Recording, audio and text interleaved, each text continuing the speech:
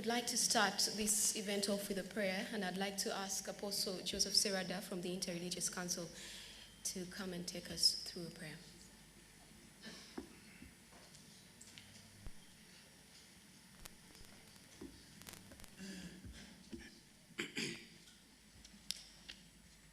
Good evening.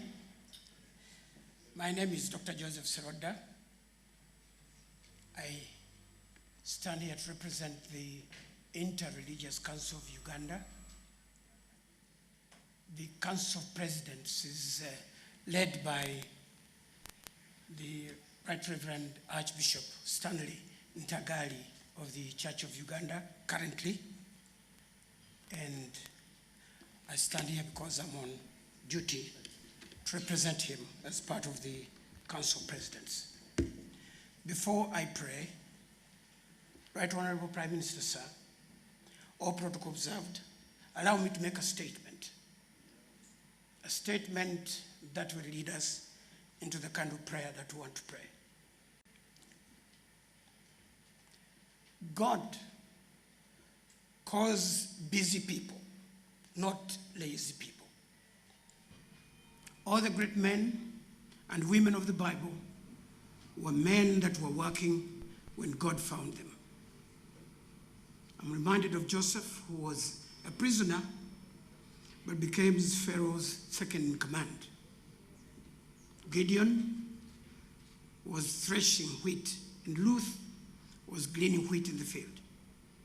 Elisha was a farmer, plying with a team of oxen. Elijah himself called him when that man was busy. Amos was a herdsman.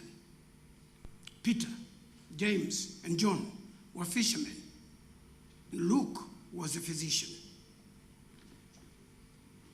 Lydia was a businesswoman who sold fine linen and purple clothing.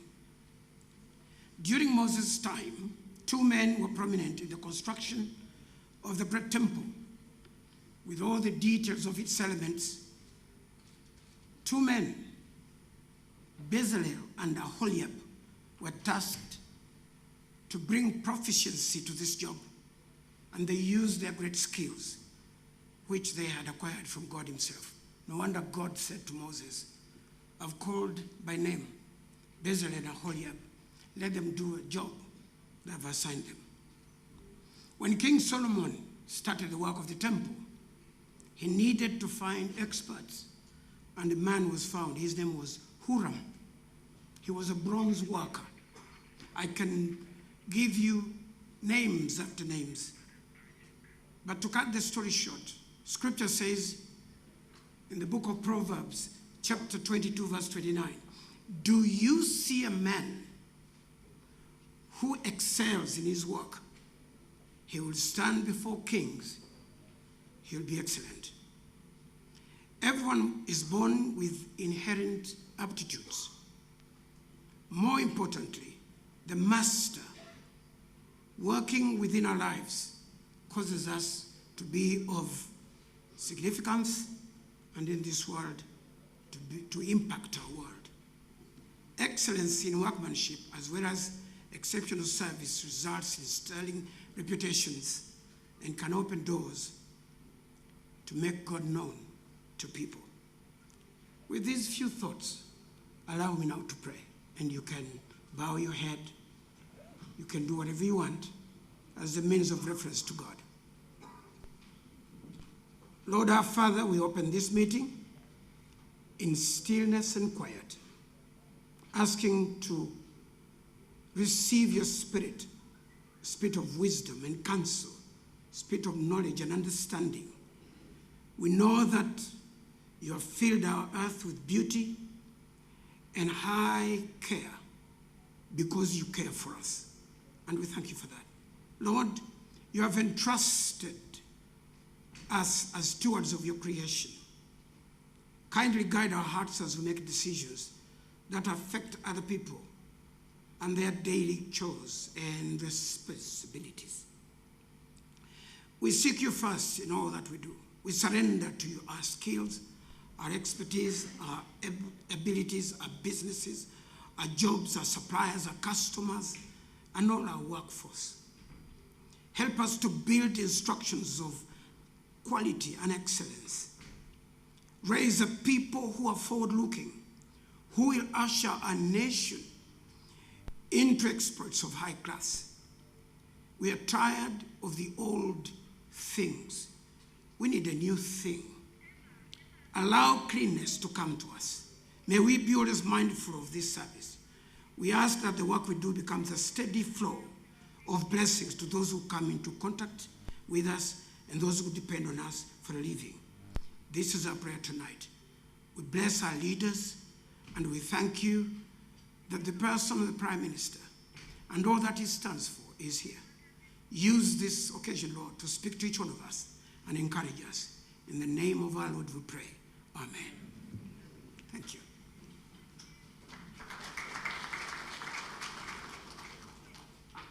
Thank you very much, Apostle Joseph Serena. Ladies and gentlemen, if I could borrow the words of the chair of the Elders Forum of Uganda, the summit is the thing. So allow me welcome the chair and chief organizer of the first Economic Summit in Uganda, the MD of NTV Uganda and Spark TV, Mrs. Aggie Konde Yasimwe.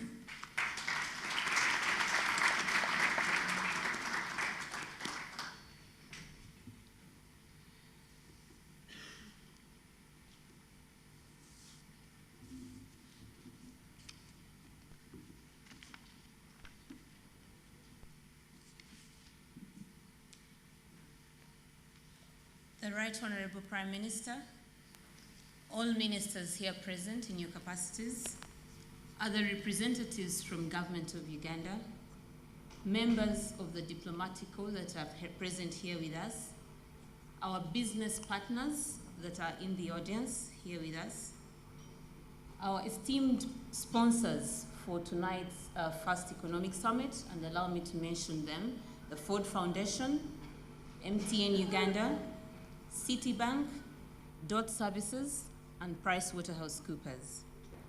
Our distinguished guests, and then our esteemed viewers that are watching us online and at home. We are honored to currently be sitting at about 54 million impressions as we speak and counting. All protocols observed.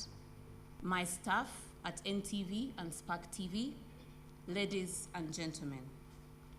Allow me to welcome you to the first Economic Summit, a journey that seeks to find solutions that can jumpstart Uganda's economy for inclusive growth. As the Managing Director of NTV Uganda and Spark TV, it gives me great pleasure, together with PwC, to kickstart the first Economic Summit for Uganda. My team and I are very excited to be part of this inaugural event, bringing together very many important players and many players that have chosen many a times to sit on the sidelines and watch what happens in our country. But players who now are saying, Hakuna mchezo, time is now for us to begin the journey and begin the journey together. As a national broadcaster, we've witnessed very many events over the last 10 years. As you're all aware, we celebrate 10 years this December, having been on air as a national broadcaster and as the leading television station in Uganda. We've witnessed 3 presidential elections. We've also played host to the first ever presidential debate, but also the first ever in the world where an incumbent has come to a presidential debate. We've broken and told very many untold stories, difficult and not. But most importantly, we have contributed to the socio-economic and political agenda of this country, and we continue to be proud to be truly Ugandan. And we assume that this has created both positive and engaging conversations that many of us have been a part of over the years. I know that we keep getting a few issues that happen in government. I know by the Prime Minister this evening assured us that those happen and that going forward is the way to go. And he's very keen on ensuring that he gets an inclusive involvement in the development of our economy. Today's theme is no accident. we chose to go with the theme of jumpstarting Uganda's economy, and this was carefully selected. And I'll tell you why. Over the years, we've seen our economy grow. We've seen many businesses grow. But we thought that we've been more inward-looking as a country, and we've only been looking at our population of 35 million people, while other economies elsewhere continue to grow and are targeting the billions of populations that are outside of this country. Today, we would like to start a new journey, a journey that repositions Uganda at the forefront of Africa and begins to tell the African story in a more passionate way than ever before.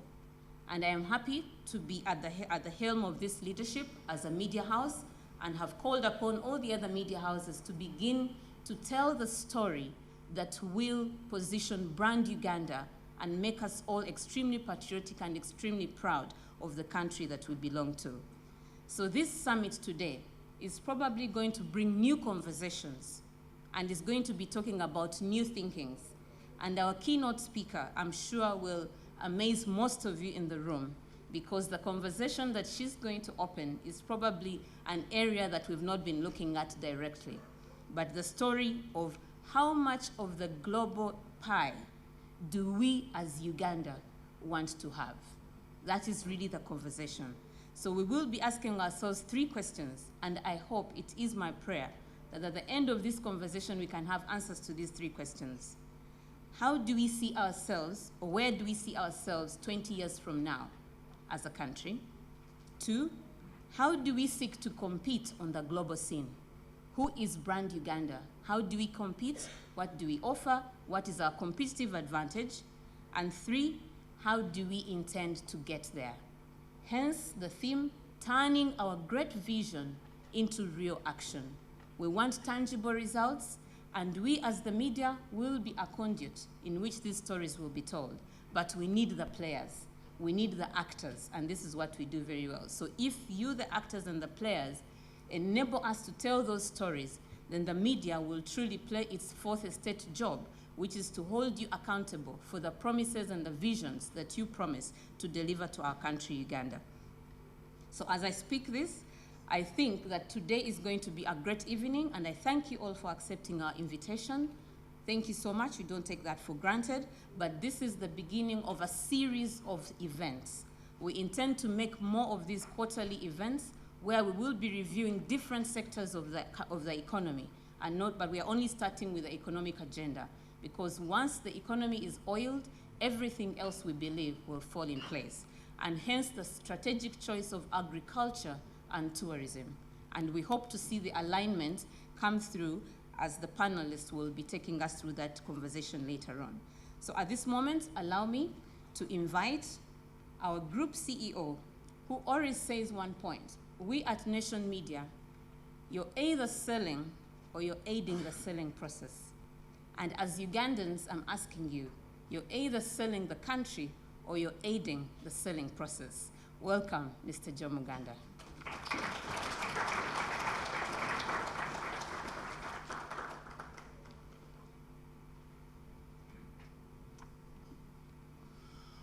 The Right Honorable Rugunda, Prime Minister of the Republic of Uganda and Leader of Government, Business and Parliament, Ministers present, members of the Diplomatic Corps, other representatives from government, our partners, distinguished guests, ladies and gentlemen. Good evening, and thank you for honoring our invitation. Today is a remarkable day for us as we mark 10 years of NTV in Uganda. 10 incredible, interesting, and rewarding years. When His Highness the Aggie Konde set up what was to become the Nation Media Group more than 50 years ago, it was to give Africans a voice in the management of their own affairs. This tradition and purpose remains true today through each one of our platforms in the region. Our vision to be the media of Africa for Africa is inspired by the intrinsic need to positively transform the society we serve, to bring about social, economic, and political progress. It is for this reason that we decided to celebrate by hosting an economic summit, to have a conversation about the opportunities around us and how we can help bring more people out of poverty and into prosperity. Indeed, the theme for today's summit, Jumpstarting Uganda's Economic Transformation, is timely and ties with the government's agenda to industrialize this wonderful country and push its citizens into the middle income bracket. And there's a lot of opportunity. Think for a moment about the remarkable progress we have seen in Uganda over the past decade. When we first broadcast NTV in Uganda, the country was transitioning into the EAC Customs Union through implementation of the Common Market Protocol and had not yet discovered its commercially viable oil deposits. Since then, Uganda has embarked on a transformational journey in expanding the trade and investment portfolio of the country. The regional market has expanded with entry of Uganda into COMESA, increasing Uganda's market access to a population of 340 million with a GDP of 170 billion USD. There is the entry of Southern Sudan into the EAC that also presents yet another prospect. New roads have been built and many more are planned. A standard gauge railway, the first undertaking of such grand scale since colonial times, is being built to link the heart of Africa to the Indian Ocean and the markets elsewhere. An oil refinery, a crude oil pipeline, an expanded airport, all around us investments are being made in strategic areas for long-term economic growth and prosperity in this country. We at NTV and Nation Media Group are proud to be partners in this journey. Through our various platforms, we have worked tirelessly to support development efforts in each country across East Africa and the community in general. We share the view repeatedly expressed by the government that having a large integrated market will bring more investment and more opportunities to the people of Uganda and East Africa. It is a view we continue to support on all our platforms, including NTV Uganda. No media house has done more, and none is better placed to tell the story of East Africa or to reach its people than Nation Media Group. We want to tell stories of the challenges we face, but we also want to tell stories of the incredible progress we are making. We don't always agree with some of our partners, but we mean well. We hold strongly our publicly stated editorial policy, but we also acknowledge that the power we wield as a result of the role we play in society must be tempered by being responsible. Where we fall short, as we sometimes do, we vow to be honest and humble enough to acknowledge our failings and offer redress. We are partners for progress. Our own long-term success depends on the long-term peace and prosperity of the countries we operate in. We are a mature company as old as the independent states in East Africa, but we are also a dynamic company in sync with the young people of East Africa and transforming into a 21st modern digital content company. Our news websites are the most visited in the region. And just to quote a number, we get 21 million unique users on a daily basis across our platform. So if you want to talk to the young people across this region, I think Nation Media Group is a bet you should be taking. Our newspapers and television stations, as I said, reach the greatest number of people in this region, and we are open for business. To our audiences, continue to watch us and give us feedback that allows us to improve every day. To our partners, thank you for the support you have given over the last 10 years. I believe that by working together, we can achieve a lot more in the decades to come. East Africa is on the cusp of a golden era of economic growth. You can see it in the investments being made in energy, oil, gas, transport, and name it. They're even small businesses, but they're nonetheless investors. We sometimes seem to forget them. And I'll just say something off the cuff here. I vividly remember, and this is a story told by our deputy president, where we had investors visiting one of our counties called Upmarket. And the local traders were being harassed by the local council askaris.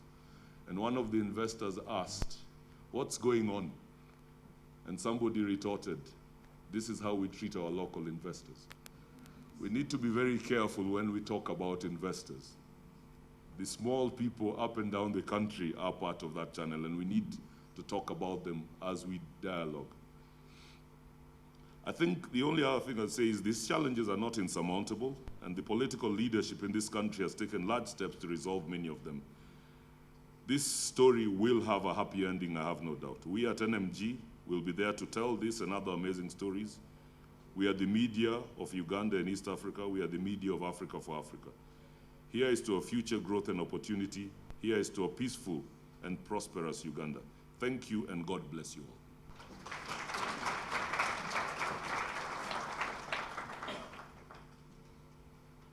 Thank you very much. Ladies and gentlemen, as both the MD and CEO have mentioned, today is indeed a very special day for us at NTV. But we share this success with all of you, and you have made who we are, and we would like to say thank you. Now, before I continue in my state of gratitude, allow me to recognize some very important people who are here with us. I did recognize our chief guest. I wanted to mention that he's come here with what in another country would have been called a high-level delegation. So may I recognize the presence of the Finance Minister, the Honorable Matia Kaseja, who's here with us.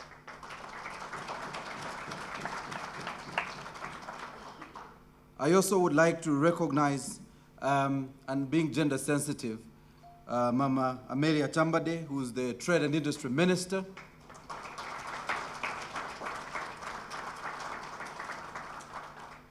And may I also, and I kept this for last because he's our Muzee, Professor Ephraim Kamuntu, our Tourism Minister.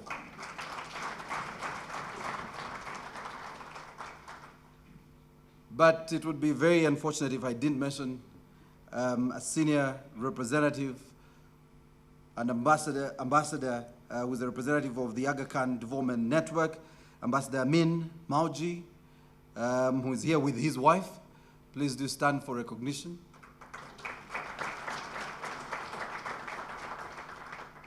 Thank you so much, ladies and gentlemen, and all protocol observed. If I don't mention his name, he probably will punish me, so I'll recognize the Secretary to the Treasury and also Permanent Secretary, the Minister of Finance, Keith Muhakanizi, and in the same spirit, the Deputy Governor of the Bank of Uganda, Mr. Louis Kasekende. We would not have been here without our friends, the sponsors. I want to specifically thank our sponsors, MTN, Accord, DOT Services, Citibank, and I could go on and on, but of course our partners, PwC. Allow me to invite the CEO of MTN, Mr. Van Pull. I would stay away from Mr. Van, that is safer, to come and make remarks on behalf of our sponsors.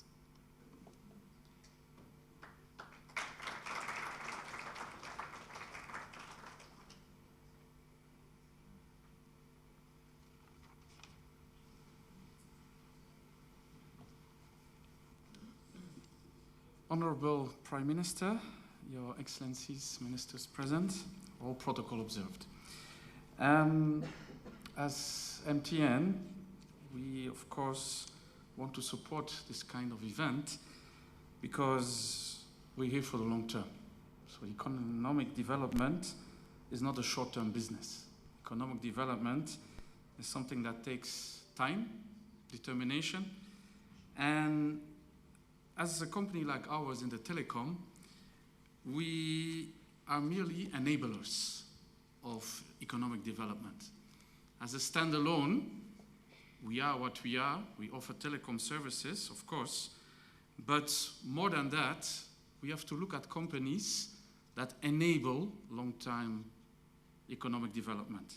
And telecom is one of them. Of course, there is electricity, there is banking, there is roads. There are a lot of companies that build infrastructure that ultimately allow long-term true economic development. So it's important for us to be part of this because we build infrastructure. Infrastructure that then is being used later on by other companies to drive the economic agenda, to drive the economic development. So as the team today, later on in the panels, will be around, I think, two major initiatives or major ideas that could drive the Uganda of the future is around tourism, I think is one, and the other one is around agriculture. Just want to give you two examples of how a company like ours can contribute to making the dream and the ambition of driving the economic development a reality. So my first example would be selfie with a gorilla. Okay? If we really want to help tourism in Uganda to be unique, to be a unique contributor in terms of economic development, a company like ours, like MTN, we should build the infrastructure that in the park, when you take your selfie with the gorilla, not too close of course, but within acceptable distance, you try to take that unique picture, is that anytime you would be able to upload that unique picture on Facebook, on Twitter, to your friends, that everybody can see it. It might sound simple and easy, it's not. Deploying that infrastructure everywhere in the unique remote areas where tourism is, per definition, tourism is in areas where not too many people live. The parks are for the animals, not for the people. So our prime objective for many years has been to roll out infrastructure where people are living so that we can offer services to people, to communities. Putting tourism on the top of the agenda would require companies like MTN to invest in certain infrastructure which in the short term might not have a business case, might not have the returns that you would expect. But if the agenda is there, if the commitment is there of a country like this to say we want to put tourism as the #1 earner in terms of Forex, we will follow and we'll put the infrastructure so that all the way from the airport to Bwindi, to Murchison Falls, to even Kidepo, you will have uninterrupted, perfect data services. That requires a vision, because as a standalone, you might not, as a company, want to take that investment because you won't see the immediate returns. But if the commitment is there from a country to put that on their national agenda of economic development, MTN and others will follow to put the infrastructure there where it is needed. Second example, mobile money. Second theme of the debate later on today, this evening, will be about agriculture. If agriculture is the main driver of development, we should be able to develop unique applications that can cut the middleman. The big problem in agriculture, small-scale agriculture, is that a lot of the profits are taken away by the middleman.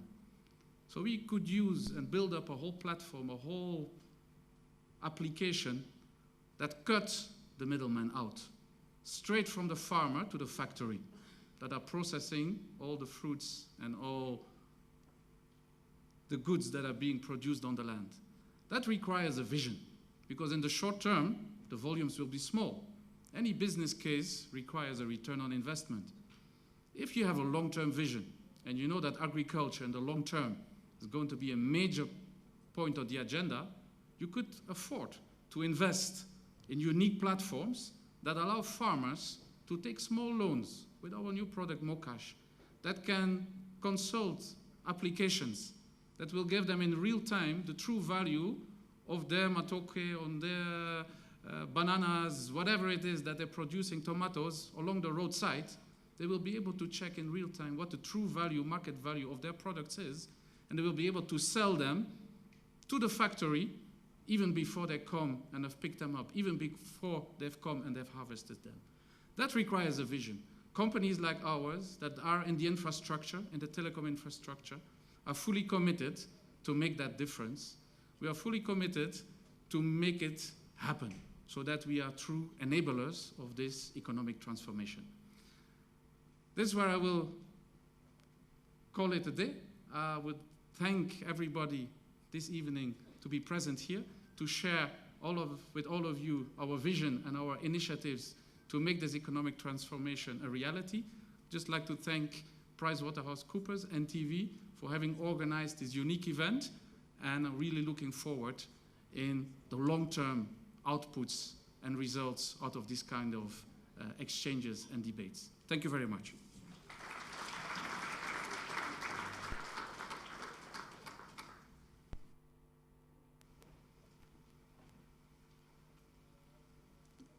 Thank you very much, Mr. Wim van Hellepute. Now I have the names. Who's the CEO of MTN. Ladies and gentlemen, we would like to, once again, and I want to say this specifically because these are our key partners in the Economic Summit. So we want to specifically thank, once again, our sponsors, MTN Uganda, Accord, who do a lot of work with us as our think tank, Citibank, DOT Services, and of course PricewaterhouseCoopers, our partners, and I'm just hoping I have not left anyone else out. And these are Accord. Indeed, yes? Accord. Yeah, I gave him extra time actually. Ladies and gentlemen, Lee Kuan Yew, the former Singapore leader, in his book From Third World to First, ponders, there are so many books available on how to build ship, cars, and aircrafts. But you'll hardly find a book to define how to build a nation. Are there any lessons to learn from the Asian tiger economies like Singapore that relied on light manufacturing to transform their economies from backwaters to developed nations? At this economic summit, we seek not to be politically correct, and I want to underline, we seek not to be politically correct, but brutally candid about the challenges and opportunities that can provide an edifice of economic growth and middle income status. And what an opportunity for us that our keynote speaker today, Ambassador Helen Hai, is an industrialist, a pragmatist, and offers cogent analysis on how to turn this elusive dream into economic transformation. Ladies and gentlemen, allow me invite our panelists, but we'll begin with our moderator this evening. Ladies and gentlemen, welcome Francis Kamlegea.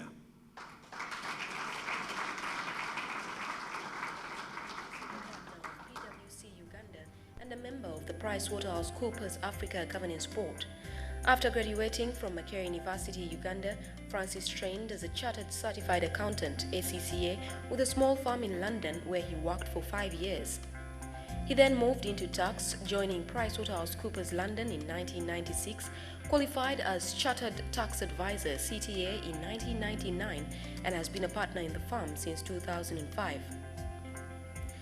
Francis' professional work extends to both corporate and personal taxation, financial, commercial, and investment advice, working mainly with a wide range of clients, which include PwC's global multinational clients with operations in East Africa, mainly in the manufacturing, telecoms, financial services, and the emerging oil and gas sector.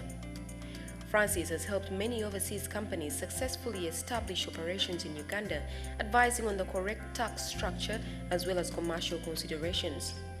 He also has extensive M&A experience, mainly with respect to tax structuring and post-deal integration. He is regularly quoted on tax and commercial issues in the national press. He is a frequent speaker at business conferences and summits in the East African region and has also written over 200 articles on tax and business, which have been published in the national press, business magazines, and journals. Francis chairs the Kabaka of Buganda's Mengo Palace Development Committee and is an advisor to the Buganda Kingdom Investment Company. He is also a founder, trustee, and major funder of Masaka School for Children with Special Needs. Ladies and gentlemen, Francis Kamlegea. Also on the panel this evening, allow me welcome Celestino Babunji. Babunji is an accountant and corporate executive in Uganda.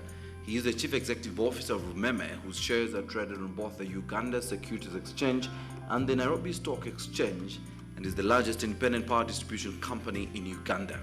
He was appointed in March 2015, and he assumed his current position on 1st April 2015, replacing Charles Chapman, whose term had ended.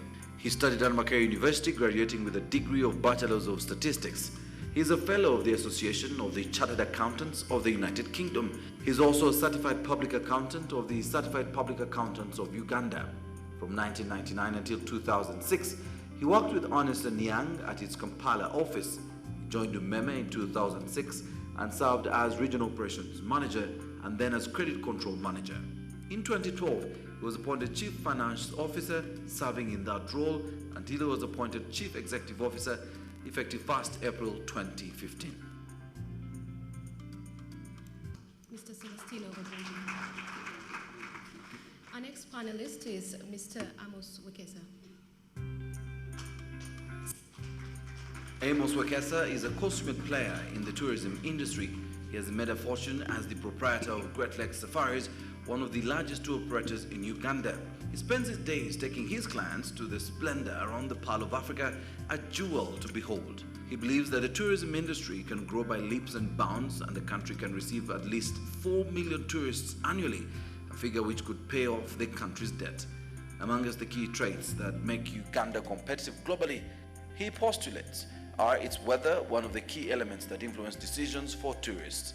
The other key facets of Uganda's tourism sector is mountaineering, primates, birding, the Big Seven, culture, marine experience, and faith tourism. You're welcome, Mr. Wekesa. I'll now call Mr. Herman Kasekende. Herman Kasekende is a businessman, economist, and bank executive in Uganda. He is the managing director and chief executive officer of Standard Chartered Bank Uganda, the second largest commercial bank in the country by assets. Kasekende holds a degree in economics which was obtained from Makerere University. He holds a master's degree in international economics and finance from Brandeis University. During the 1990s, Kasekende worked at Nile Bank Limited, a small indigenous financial services provider founded in 1988 that was acquired by Barclays Bank in 2007.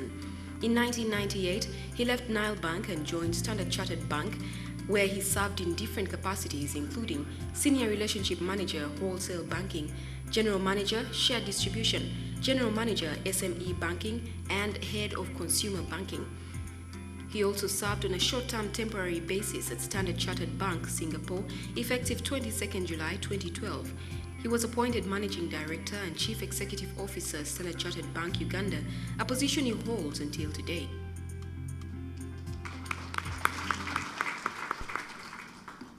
Herman, we're glad you could join us. Now, ladies and gentlemen, join me in inviting Fred Muhumuza. Muhumuza is a development economist with a PhD from the University of Manchester. He has been involved in development policy research, analysis, formulation, and review for over 20 years, with a parallel teaching career at Makerere University, Nkumba University, and African Bible University. He has undertaken assignments in public sector policy, both as a researcher and practitioner, carrying out analysis of socio-economic development policies, and participated in capacity-building programs for Parliament, civil society, and the private sector. From 2006 to 2014, he worked as economic advisor to the Minister of Finance, Planning and Economic Development in Uganda. His schedule involved managing trade-offs between politics and evidence-based policy making. Prior to that, Muhumuza had worked as a research fellow at the Economic Policy Research Center. He has also worked as senior manager at KPMG Uganda and Financial Sector Deepening Uganda. Muhumuza is a board chair of World Vision Uganda, a board member for Bank of India Uganda, member of council at Uganda Christian University, and member of council for Scripture Union Uganda.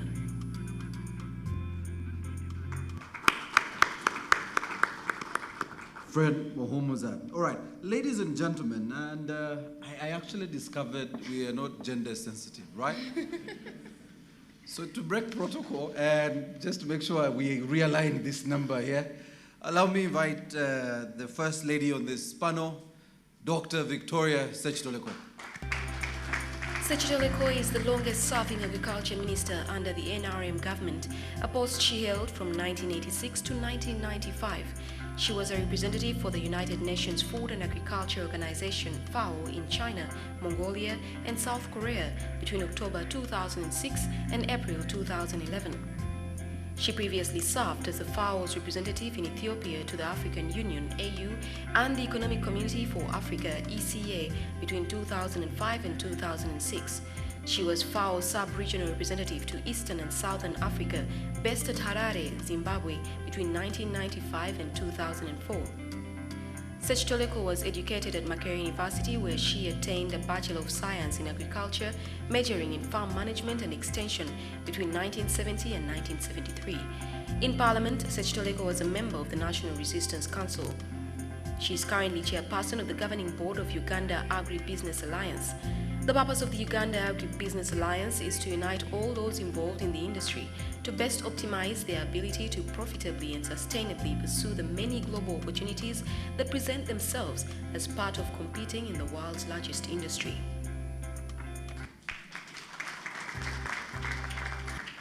Dr. Sashiloko, you're very welcome.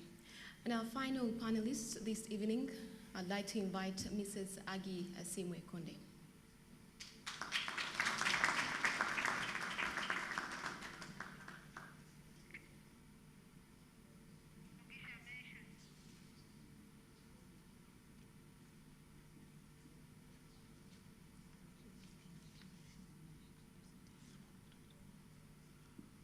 All right, clearly someone might get fired because they don't have their MD's profile. I will quickly...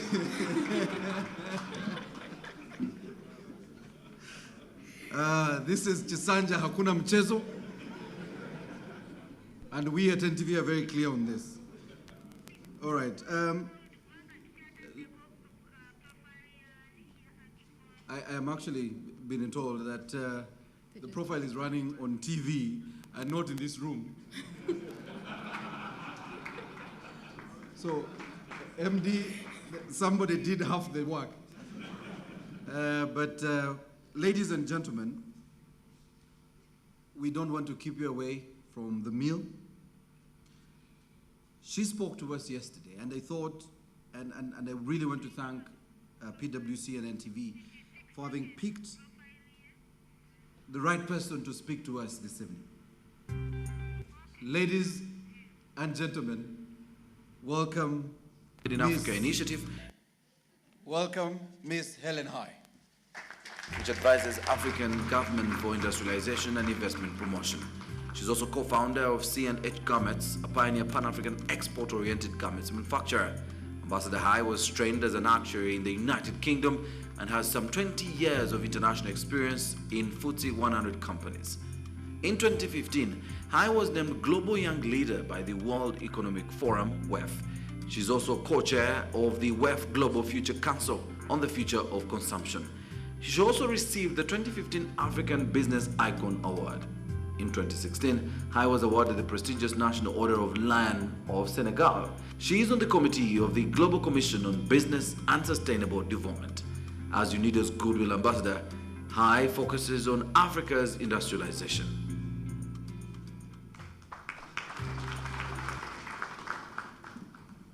Your Excellencies, honorable guests, ladies and gentlemen, all protocols reserved, good evening.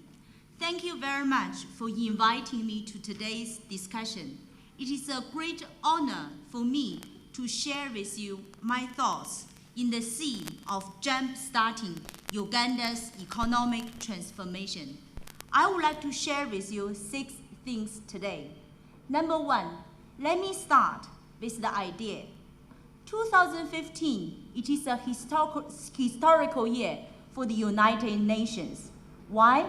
On September last year, countries around the world adopted a set of new goals to end poverty, protect the planet, and to ensure prosperity for all as a part of the new Sustainable Development Agenda, which is a great opportunity to bring countries and citizens of the world together to embark a new path to improve the lives of people everywhere.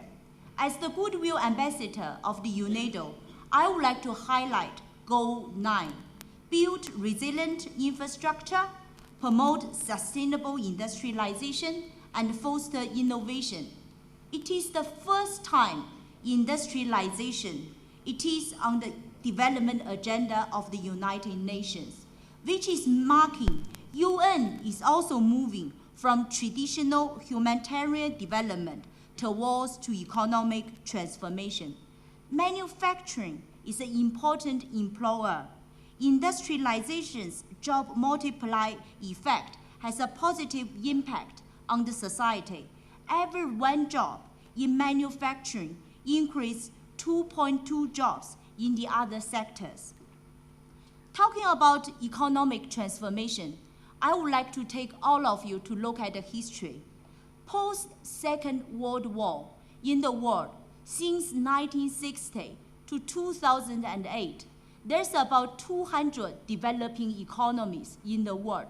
But in reality, there's only 2 economies actually moved from lower income to higher income. That is South Korea and Taiwan. China is likely to be the third one by 2020. And out of those 200 developing economies, there's only 13 economies actually moved from middle income to higher income. Out of those 13 economies, 8 of them are in Europe. The original GDP gap are very small. The other 5 are the Asia Four Tigers, plus Japan. So today, most of the countries are still trapped in lower income and middle income. And what can we actually learn from those countries in Asia who has actually made the economic transformation? And the first thing I want to share with you today, the secret of those countries' economic transformation is because they all capture the window of opportunity during industrializations in the 1960s and 80s, which by creating millions of jobs for the bottom of the pyramid by tapping into global value chain. And that is the secret of the jumpstart in the economic transformation. So that is the idea. Then I want to drill you down further into some detailed numbers into where I came from, China. The GDP per capita in China is only $154 in the year 1978, which is less than 1/3 of the sub-Saharan African countries. Does any of you know what's the GDP per capita at that time for Uganda? Let me tell you, it's $204, which means China is much poorer in 1978 compared with Uganda. But what happened in China in the past 35 years? It has been a miracle. China, the economic transformation, most importantly, 680 million people has been lifted out the international poverty line in China in the past 35 years. According to World Bank, the number of people in the world since 1960 didn't decline under the international poverty line if we exclude the 680 million people in China. So China made it the biggest contribution to the world's economic transformation and poverty reduction. And the secret, as I mentioned, for China's jumpstart in the economic transformation is because in 1980s, China captured the window of opportunity during industrialization, creating millions of people for the bottom of the pyramid. But now, what is the opportunity for Africa? The second thing I want to share with you today is actually right now, there is this golden opportunity for Africa. There's this golden opportunity in front of Uganda. Why?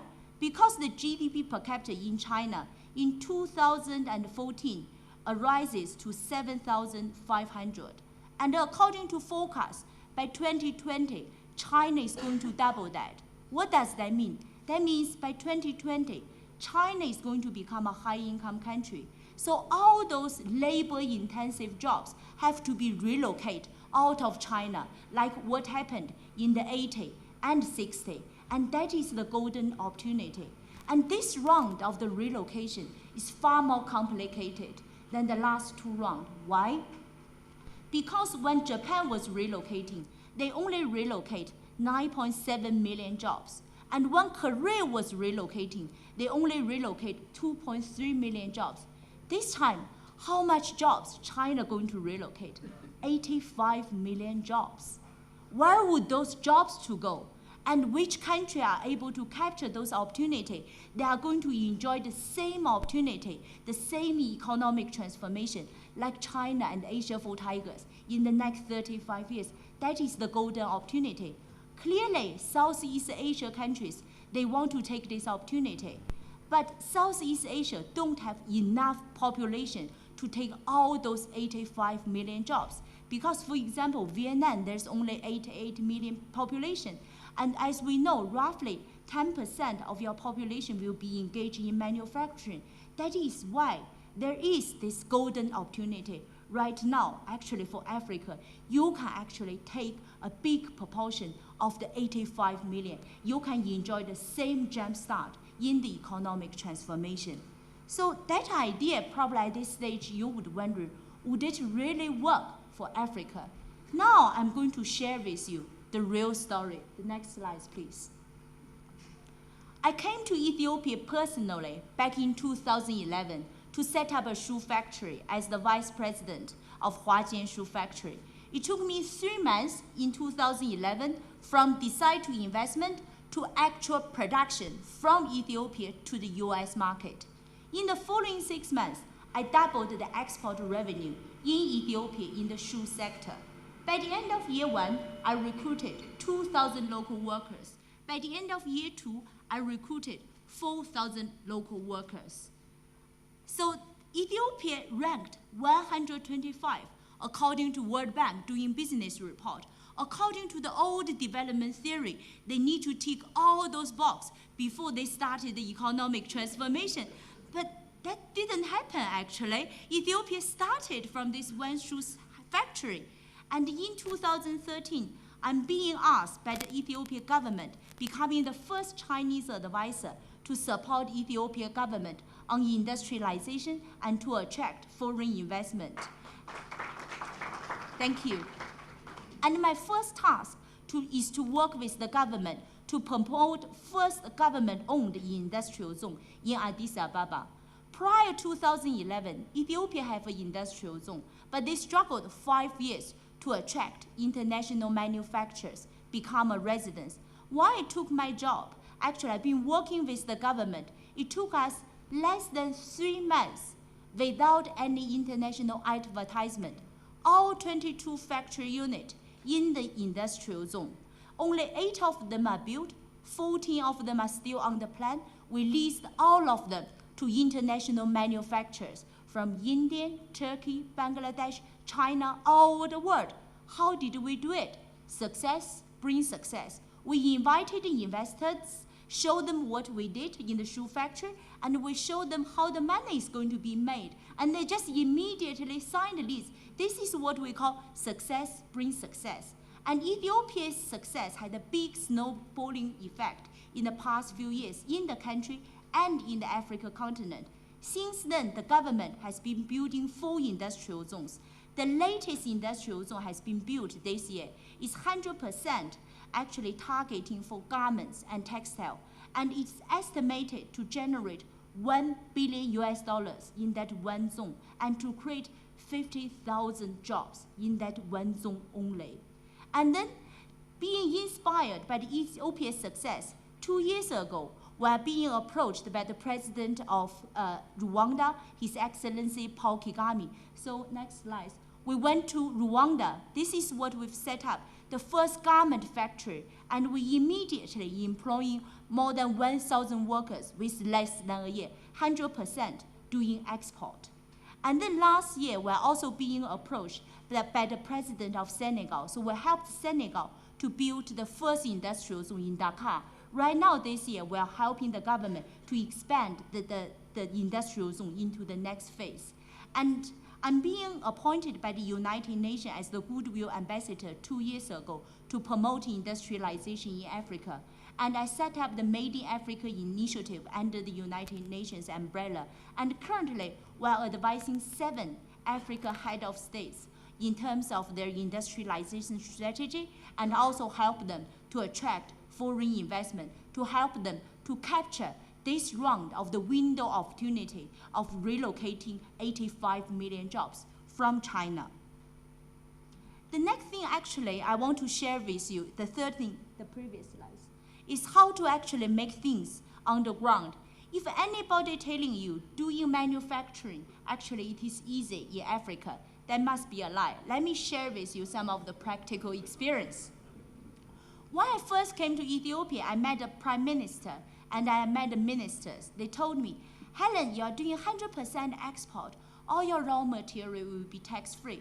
But in reality, it is not the minister or the prime minister sitting at the port, clearing my goods. It's a 25 years old junior staff is doing that. And you ask that person to make a decision he never made before. It is not easy. We have the brush to brush the shoes. They told us, this is the brush to brush human teeth. It needs to be taxed. We have a machine to make a hole in the lady's shoes. They said it looks like a gun. It's an illegal weapon. You cannot even get it cleared into the country. So what do I have to do? As the vice president of the company, I have to personally meet the Director General of the tax. When I meet the Director General, I have to get his organization chart. And I understood he has 6 Deputy Director Generals under him. And I went to meet personally each of them. When I meet each of them, I get the names and the telephone numbers of the next 2 layer managers below each of them. And then I invited all of them into a meeting room. I prepared a presentation telling them who am I, why I came to the country, what I've been doing, what am I going to do, most importantly, the problem I've encountered. And afterwards, inviting all of them to the production floor, seeing from the beginning to the end. Then everything is becoming rosy. At this moment, you're probably wondering, Helen, as an investor, why do you take such a kind of effort in a country to do that? And I tell you now what the investor is looking for. In Ethiopia, when I have a problem, in the evening, I would call the Minister of the Industrial, 10 o'clock in the evening. He has a very busy schedule the next day. You know what he would do? He would meet me 7 o'clock in his office. For investor, yes, there's a problem. But if the minister willing to come to the office earlier than the cleaner and trying to understand the problem of the investor, that means a lot for us. And another thing also really touched my heart in Ethiopia is that I remember during my first visit to Ethiopia, we went into a rural trip with the ministers, and we saw some children that are suffering from hunger. So on behalf of the company, I wrote a check of $100,000. I gave it to the minister. I said, Minister, please take this money to buy some food for those poor children. You know what happened? The minister looked at the check, and he returned it back to me. He said, Helen, I don't want fish from you. I want you to teach us how to catch the fish. Please use this money to buy some machinery to teach my country how to do production for the world.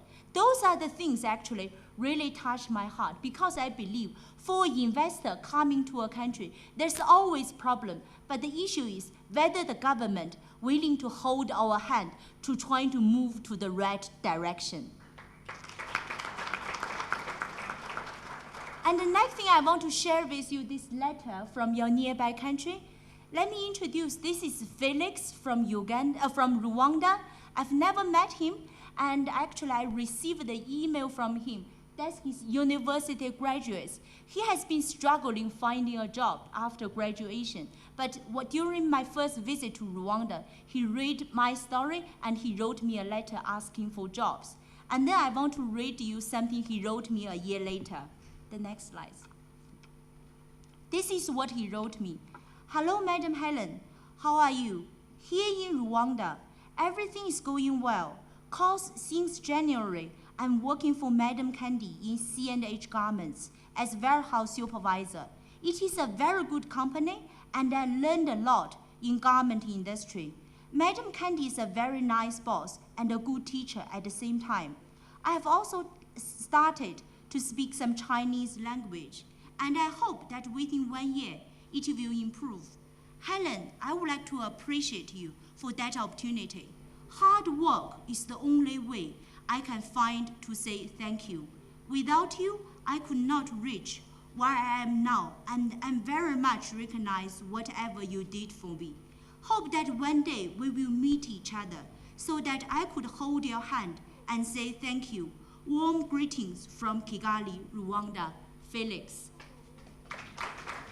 For somebody I've never met in my life to write something like this, it is because actually the decent job we created for the youth, because that is not only a decent job, that is the future for them, that is their hope, that is hope for them and also for their next generation.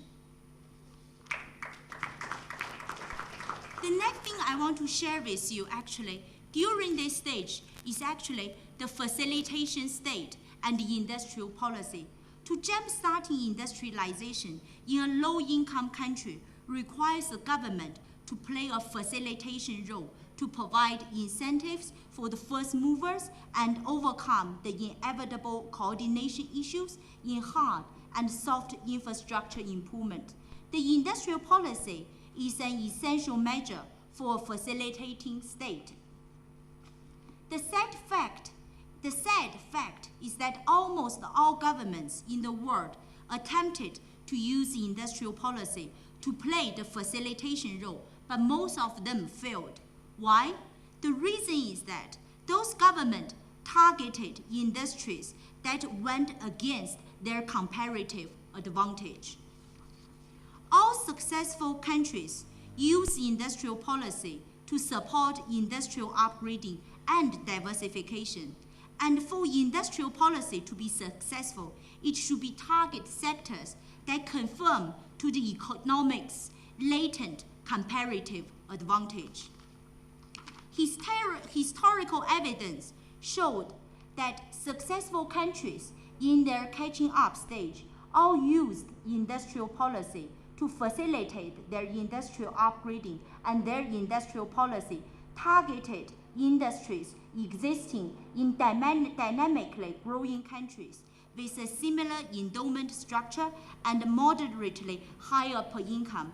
This actually, the history sometimes we forget. All those countries become OECD countries. They all went through this industrialization journey. Even in the 60s and 16th centuries and 17th centuries, Britain is also very poor. So what did they do? Britain targeted Netherlands wool and textile industry. That is how Britain jumpstart in their economic transformation.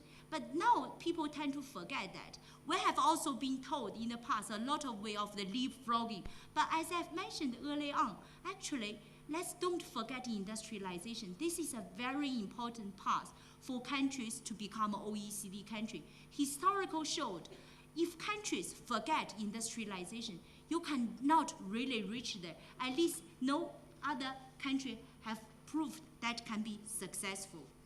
And then this is why, under the Made in Africa initiative, we aim to help Africa to capture this window of opportunity. And in this process, what we believe, the successful stories is very important for Africa country, because the quick success is the best way to bring inspiration, leadership, confidence, and experience to the continent. And then in this stage, today I'm here to sharing with you this know-how from Asia. How did we jumpstart in the economic transformation? And also, it's my great pleasure to learning what's the best and most suitable way actually for you to take your own economic transformation. Before actually I end my talk, and then I want to share with you my last story. When I first came to Ethiopia, I guess some of you probably also stayed, where I also stayed in that Sheraton Hotel back in 2011. That Sheraton Hotel is as beautiful as this hotel. So what happened to me is, the first day after I'm seeing everything I saw in the country after a meal, I was walking along the beautiful gardens, seeing beautiful roses, digesting everything I've seen in that Sheraton Hotel. And then suddenly, I heard some music in the garden. So I followed the music, which took me to the back of that hotel. There's a bar called Office Bar in Sheraton Hotel. And when I went to that bar, I looked around. Back in 2011, I didn't see any Ethiopians singing and dancing. I see foreigners, white people, from America, from US, they're singing and dancing there, which remind me of a personal story back in China in the 1980s. When I was 7 years old, it is the first time my father took me to the capital of China, Beijing. And at that time, there's only one 5-star hotel in China called Beijing Hotel. And it is my birthday on that day. My father wanted to give me a treat, so he took me to the hotel. He wanted us to stay there. We went into the reception. My father asked, back in 1981, how much is it per night? The reception told my father, $100 US. You know what happened? My father immediately said, that's too expensive, we cannot afford it. The moment my father is taking me, a 7-year-old girl, leaving from that beautiful Beijing hotel, in the lobby, I turned my head back. I looked in the lobby. In the lobby, I didn't see any Chinese. I see foreigners. At that moment, in my mind, I thought, that is a world does not belong to me. And that is a world will never belong to me. But then my life changed dramatically in the past 35 years. It's not because how good I am. It's actually because my country find the right path of the development. So what went through to my mind? Back in Sheraton Hotel, I think outside the big gate of that beautiful hotel, there must be a lot of young girls thinking exactly like me. In their mind, inside a beautiful hotel is a world maybe never belonged to them. But what they don't know is if their country can find the right path of the development, their life will change dramatically.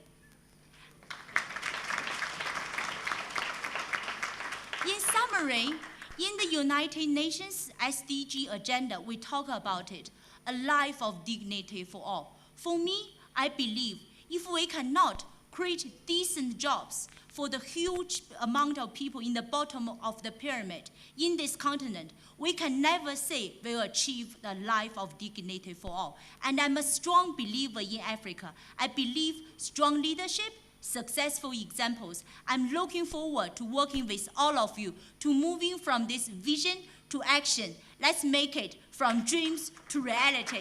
Thank you all.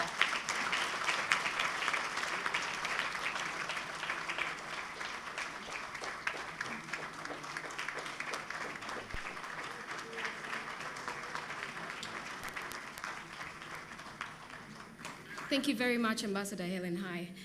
In case you're on social media, please share the discussion. Our hashtag is NTV Summit 16. During our Q&A session later on this evening, we will be taking some of the questions from you from our social media platforms. I'd like to now hand over to Mr. Francis Kamlegea, who is our moderator this evening.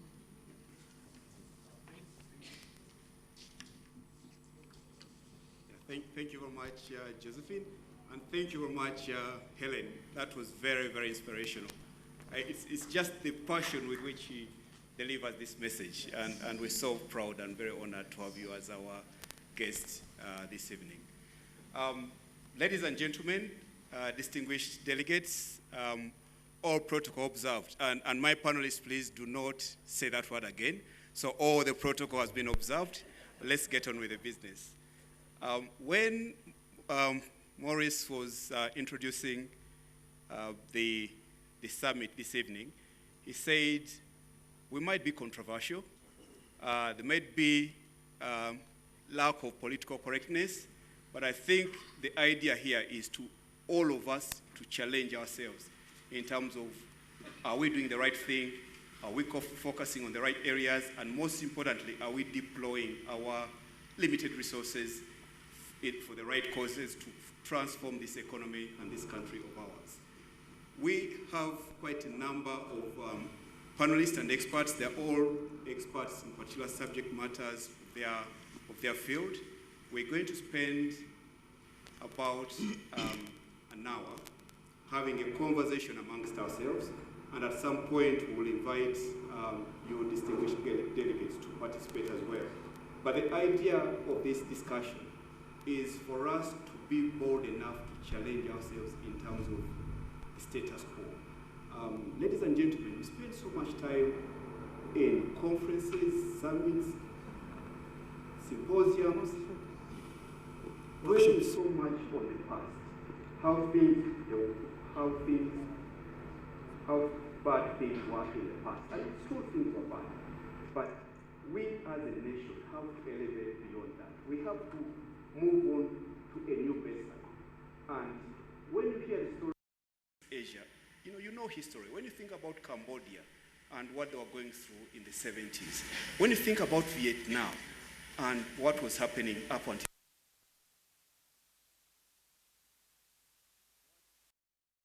going on in that country, and then you look at many of us here in Africa, I think we've accepted a certain level of mediocrity. I think we have lowered our threshold in terms of comfort, and I think maybe if we're comfortable as we are, we need to challenge ourselves in terms of the future generation, our children, that the Uganda that they're going to inherit from us. And that's why we want this summit to be a beginning, a paradigm shift, a new way of looking at things. And with those very few introductory remarks, I'm going to invite all my panelists to make some brief comments, reactions, observations in respect to Ambassador Helen's presentation. And I'll start with you, Celestino. Very, very briefly, we had agreed on the time, so I won't share that, but please, a comment, a reaction, putting into perspective, bearing in mind yourself as the chief power distributor of Uganda. Yeah, thank you, Francis. I think Helen has been eloquent enough, and it's very clear to us.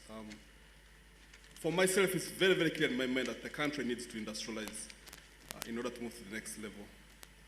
If you watch it from the statistics, if you look at the statistics from the energy perspective, really, you see that unless you create household incomes, which you need to increase, you will not have enough consumers to create the demand for whatever products that are available in the market. But again, from the energy perspective, to industrialize, you need the power to energize the sectors that you want to industrialize in. And as Uganda, we have a lot of advantages, both forward and backward linkages for which we can invest in, be it in agriculture, be it in real estate, be it in value addition in mineral development. And indeed, yes, we can focus on agriculture, but, well, you need something unique that will push you out of that bottom line, then use it to revolve, create household incomes, which again will propel other sectors in the economy. Thank you, Celestino. And I'll just move up.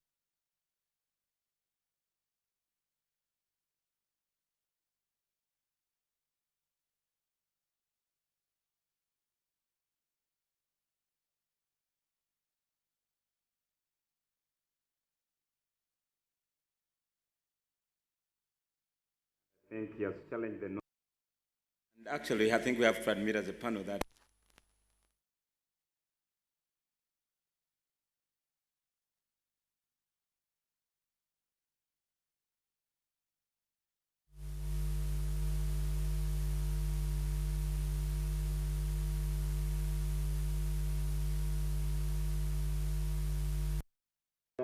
we've had, I think, some models that have told us that probably it's investment in agriculture and several forms of interventions over the past many years have not been that successful. I think we agree that we need to be candid today.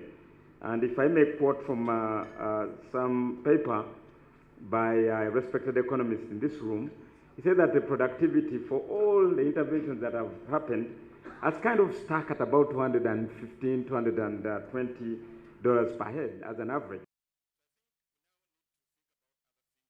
Employ the bottom of the pyramid, the light manufacturing, which should raise the level of employment, raise the level of incomes, raise the level of taxes collected, and probably then raise the level of taxes to GDP from the current about 12 to 13%. If we're to invite and still keep the likes of Helen interested in Uganda, we have to ease the way we do business. And I think there's a lot of talk, and we've all attended several talking shops. But why is it that Namamve has not taken off to this day? Why is it that the investors that come in find it easier to locate in Mbalala, down the highway to Jinja, than Namamve, where we focused for the past 10 years? I think if you're calling for execution, those are the areas that we need to focus on in the meetings that take place. And the investors I'm talking about are both local and foreign. And then the other one I'll say is that when we talk about the investment or embracing technology, I think we have to make internet more available. And I like the comments by the MTN CEO. I think we need to make internet available in the villages so that people marketing matoke and coffee can know them, can get market information, but most importantly, reduce the information asymmetry. So I'm quite intrigued, Helen, and I would like to hear more going forward. Thank you, Herman. And I think the comment Herman was making was that, earlier on as we were discussing the contribution and the key topics as panelists before Helen had come into the country, we had particular areas of focus. And again, you'll agree with me as a country that agriculture is very, very important. The fact that it provides the greatest livelihood to the majority of the people. And so is tourism in terms of the potential for it to transform very, very easily without massive capital investments like we have in other sectors. But having listened to her, we are very agile and we've simply changed our mindset. And again, that is where we're going to challenge many of you here with us. And Victoria, nobody is saying agriculture is not important. And again, we've had that conversation. But from what you've heard, and yourself as a practitioner, as a policy expert in that area, what's your take? Yeah, my take, I'll start by telling you a very short story. These days, as you know, our schools are closing, so they are having open days. So one day, I was the guest of honor, and these children came out with a poem. And the poem went, "Our farmers who are in rural areas, please send us our daily food." They sent a message by telephone, no response. They sent a radio message, no response. They sent 2 lorries to go and pick up matoke from Isingiro because the middleman had a contract to deliver matoke to Sudan. Now, because there was no response, a television went there only to tell everybody that those people are not answering the phone because the man sold the phone to buy food. And after selling the phone, he sold the radio to buy food. And after selling the mattress, he left the village. So, when I hear the fantastic telephone stories that we now have telephones, we can talk to the farmer. We have got fantastic roads to go to Isingiro. We have got, the question is exactly how is that translating into money in the pockets of these farmers?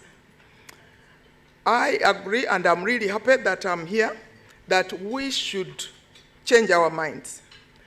I'm not going to change my mind from agriculture. What I have seen today is this. If we could jumpstart our economy by setting up manufacturing, but based mostly on what we do best, meaning, if let's say instead of emphasizing the seeds we are giving out, the whatever, if we could set up a factory, for example, to process the matoke we are talking about, or the millet, for as long as these farmers know that there is a market, definitely they will produce. Secondly, when you set up a factory, for example, there is a very tiny factory in my village in Butambala at Chavadaza, which processes ginger. The moment that factory started, the price of ginger multiplied by 10 times. Unfortunately, the factory is very tiny, the power is very erratic, so they do not buy all the time. But what happened is what is interesting. People from other districts started producing ginger. Now there is a flood and there is nobody who is buying. Nobody gave out specific credit in order for these people to do it. Nobody did the extension work. Everybody learned from somebody else. So maybe we have been emphasizing the wrong thing. Because for the longest time I've been talking about extension workers. When I met them recently, the few they have recruited, they are so green, they need to go to school themselves. So should we wait for them? My suggestion is we go into manufacturing. Once you say, no, maybe I'll give another example. In Palisa, there is a group which produces groundnuts.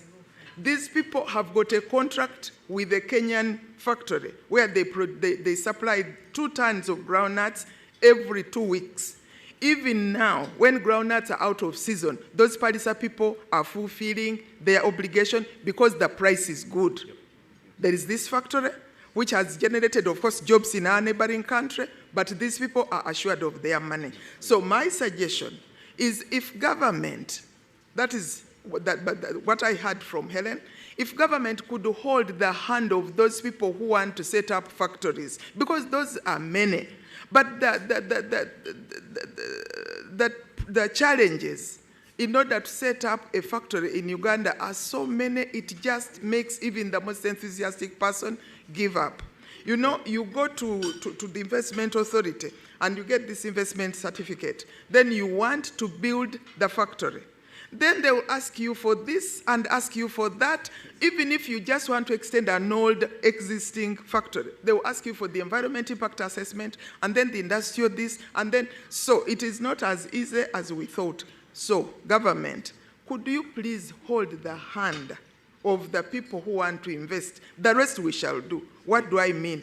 If the government could do what they are supposed to do, which is in agriculture, put the infrastructure in place, and this time I'm not talking about the roads and the bridges. I'm talking about the policies, the regulations, and the acts of parliament. The rest we shall do. Thank you very much, Victoria. Very, very passionate as always. Thank you very much. And you talk about the process of licensing. We've heard it from Helen, a practitioner. She set foot in a country on 1st of January, and on the 31st of March, she was manufacturing. And I think that is the standard that is being set for us as a country, because it's very easy to live in denial. You say that happens out in the Far East Asia, it happens in Europe, it happens in the Western world. It's happening next door to a country. 30 years ago, the whole world was getting together to fundraise money to feed it. Right now, it's becoming the new China for China here in Africa. Amos. Well, I have 2 minutes, right? Hello. Just half a minute. No, I was telling Helen earlier on today that I was on Twitter 2 days ago, and they were tweeting about her products in Rwanda. And the Rwandese were saying that we're no longer going to be putting on second-hand clothes, and we're now putting on brand new clothes. And for me, the message it sent to me was import substitution. For example, I think we spend over $800 million as a country every single year importing stuff from China in terms of clothes and everything. So I think one of the areas that we can start with is making sure that we capture or we do the import substitution of the things that we actually import from there. And we can team up with people like her to try and achieve this. Now, tourism, how is tourism, for example, related to all other sectors? In everything you do in life, you need a human being. And who is a tourist? A tourist is a person who leaves place A, goes to place B, and spends over 24 hours and less than a year. And when I'm traveling for leisure, I'll spend far much more money than when I'm simply seated in my own home. When you look at its value to just beyond even manufacturing, when a tourist arrives in, from the plane he boards some manufactured product. The seats, he arrives at the airport, he's picked in a car, this car is also manufactured, the spare parts are manufactured. What tourism does is actually puts out or enhances consumption.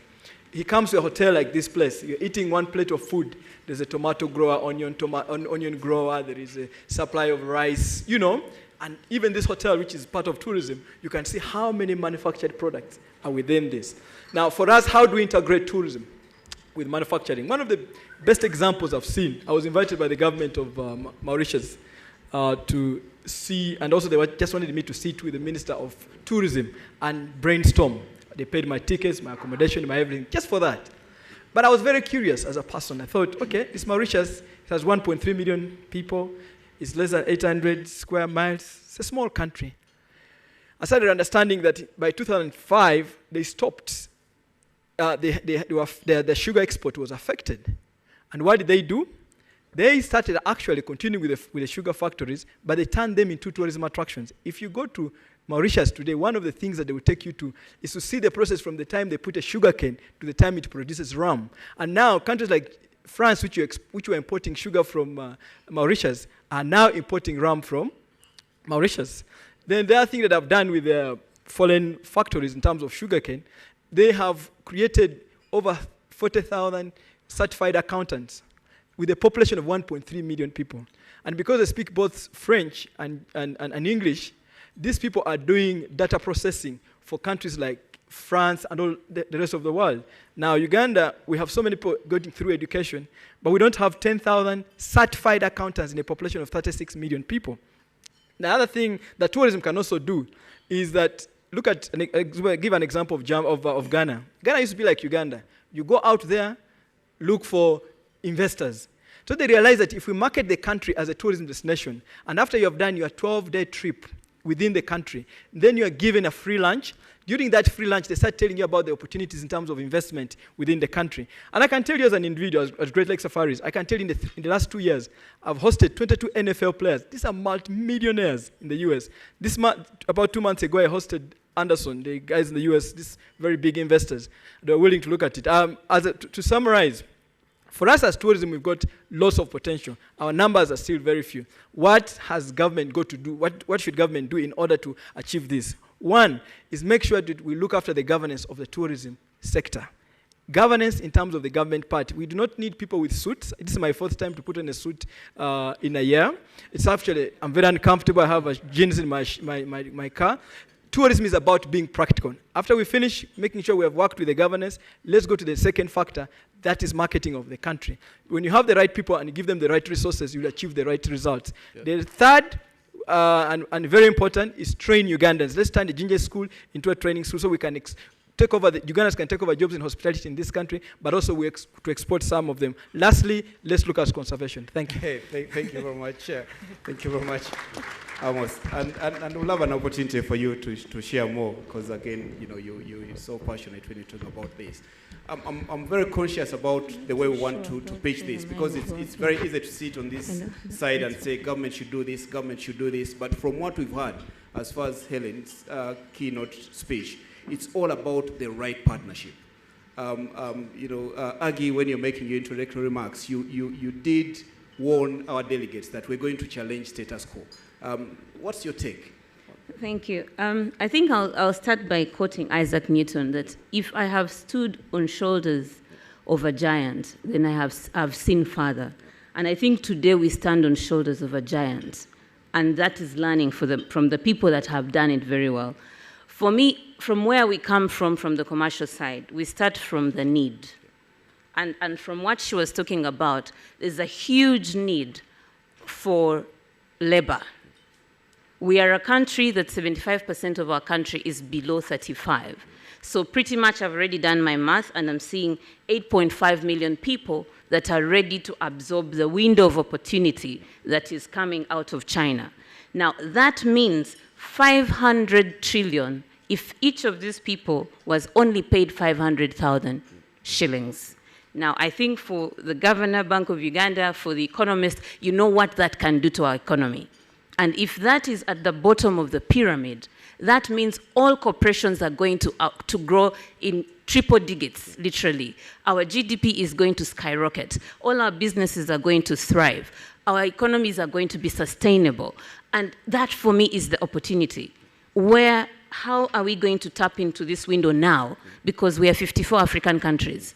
And everybody's watching this live. And she's talked to about, I don't know how many African countries.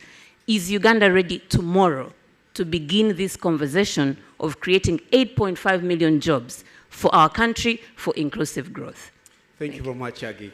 And I think at times the challenge here is about employment, unemployment, or underemployment. But when you hear the numbers, and this is actually reality, when you hear the numbers of 85 million, and it could be 85 million now, but by 2020, who knows, it could be 90, 100 million. And most importantly, then you get to see the real-life example of what's happening in Ethiopia. Dr. Mhumuza, you've been economic advisor to government, Minister of Finance, and you've done a great job. And like I said, at times we spend so much time talking about where we've come from. We have a great vision. We visualize where we want to be. Our past is history. We can learn from it and use it to influence our future, but not always dwelling on how bad things were in the past. What's your take when you hear those economic miracles in the Southeast Asia, and how are we positioned to leverage and learn from that. Thank you, Francis. Thank you, Helen, for the inspiration. Having been in government, and I continue to advise government in my own capacity as a citizen, they are still my friends. Yes. But I think what Helen has defined for us is who is government? What is this thing we call government? Looking through her detail, you begin to see that a lot of things fail below the political and the ministers. After she discussed with the Prime Minister and the ministers, she went down to the directors. You heard her say that. Because she knew that's where the action was going to happen. She asked the directors, where are your phone calls? Where are your immediate people? Because those are the fellows you want to deal with. If we're going to move from vision, which is held by the politicians, to action, we now must get down and find where is the government below the ministers, below the PSCs, below the directors. Because a lot happens there or doesn't happen at all. So for me, that action was quite a learning experience. And I remember when I was advising ministers, Ethiopia was an intriguing thing, and I wanted to find out what exactly happened. This is in the manufacturing of shoes. This is actually adding value to hides. So if there are no hides behind there, if there are no cows down there, her factory will shut down. So I wanted to understand how is Ethiopia churning out the hides. And I looked at their detailed planning. Over 9,700 village-based agricultural technical institutes to teach the people all the different things, including livestock management. That's why the hides are. And the hide can lose its quality going by the diseases that are affecting the cow. Yeah. So you begin from the day the cow is not yet born to prepare Helen's business. That whole value chain requires detail. How detailed are we in our planning? Besides high-level statement that we like saying. Today I saw an advert, a Ministry of Health project is advertising for a child health advisor. I thought people in the health sector train about the health of children. Now, do we need an advisor to advise the health personnel about the health of children? Now, these are the things we really want to get down to and say, are we putting that first step in the right direction? Because if we don't, we are getting off the course of the vision. So for me, it's that detail she's asking for. The second bit of it is China is giving us the infrastructure. Helen is not talking about just the infrastructure. China can also give us the investors. Let's go to them and say, how do we propel our textile industry? How do we propel this? And also carry in the people who are going to bring to life these industrial parks even before we plan for them. So detail is important, and detail happens below the ministers. Thank you. Thank you very much, Fred. And again, listening to Helen, the choice for Ethiopia, when you talk about the World Bank Doing Business Guide, it's a ranking that we pay a lot of attention to. And when you mentioned Ethiopia was 125, at that point, 2011, I think Uganda was 118. There are 183 countries. When you talked about a minister coming to you or coming to the office at 7 a.m. to meet you and discuss an issue, coming in the office before the cleaner, we've got ministers in the audience. I think, I'm not saying they should do that, but again, it's really just the kind of mindset, the people that you're working out with there in Ethiopia have. Why did you choose Ethiopia, Helen? The answer is, we did not choose Ethiopia. It was Ethiopia who picked us. The story started in March 2011 when the late Prime Minister of Ethiopia, His Excellency Meles, had a meeting with Professor Justin Lin, the chief economist of the World Bank, and he's the first chief economist from developing countries to World Bank, and he's Chinese. And then the Prime Minister asked Professor Justin's advice in terms of poverty reduction and economic transformation. Justin told him three things. Number one, he said, job creation, it is the key for poverty reduction. Secondly, he said, the fundamental secret for economic transformation in China and Asia for tigers in the 1980s and 60s is because they all capture that window of opportunity during global relocation. And that is creating millions of jobs for the people in the bottom of the pyramid. And that is the jumpstart of the economic transformation. And after 35 years, golden manufacturing, China about to relocate 85 million jobs. So at that moment, the Prime Minister of Ethiopia immediately grasped this idea. He said, so please tell me what I should do. You know, I want to be part of this change. So the third thing as a remedy, Professor Justin told the Prime Minister, he said, you need to create a quick success story, because a quick success story will bring inspiration, leadership, confidence, and experience to your country and to the continent. And 6 months later, the Prime Minister himself went to China personally and invited a group of investors. And then he had been supporting us from setup at the beginning. This is how actually I'm talking about the government has been playing a facilitation role for the first movers. And then that's how is the snowballing effect started rolling afterwards. Thank you very much. So you did not choose Ethiopia chose you. A good thing you're in Uganda, and I think by the time you leave, Uganda will have chosen you. But ladies and gentlemen, you cannot industrialize a nation without power and energy. Our government focus on infrastructure development is the right one. But power and energy, right now we have installed capacity of about 800 megawatts. In 2-3 years from now, that is likely to be as high as 2,000, depending on how soon a lot of these projects come on stream. Celestino, coming back to you. We need the power and energy to industrialize this nation.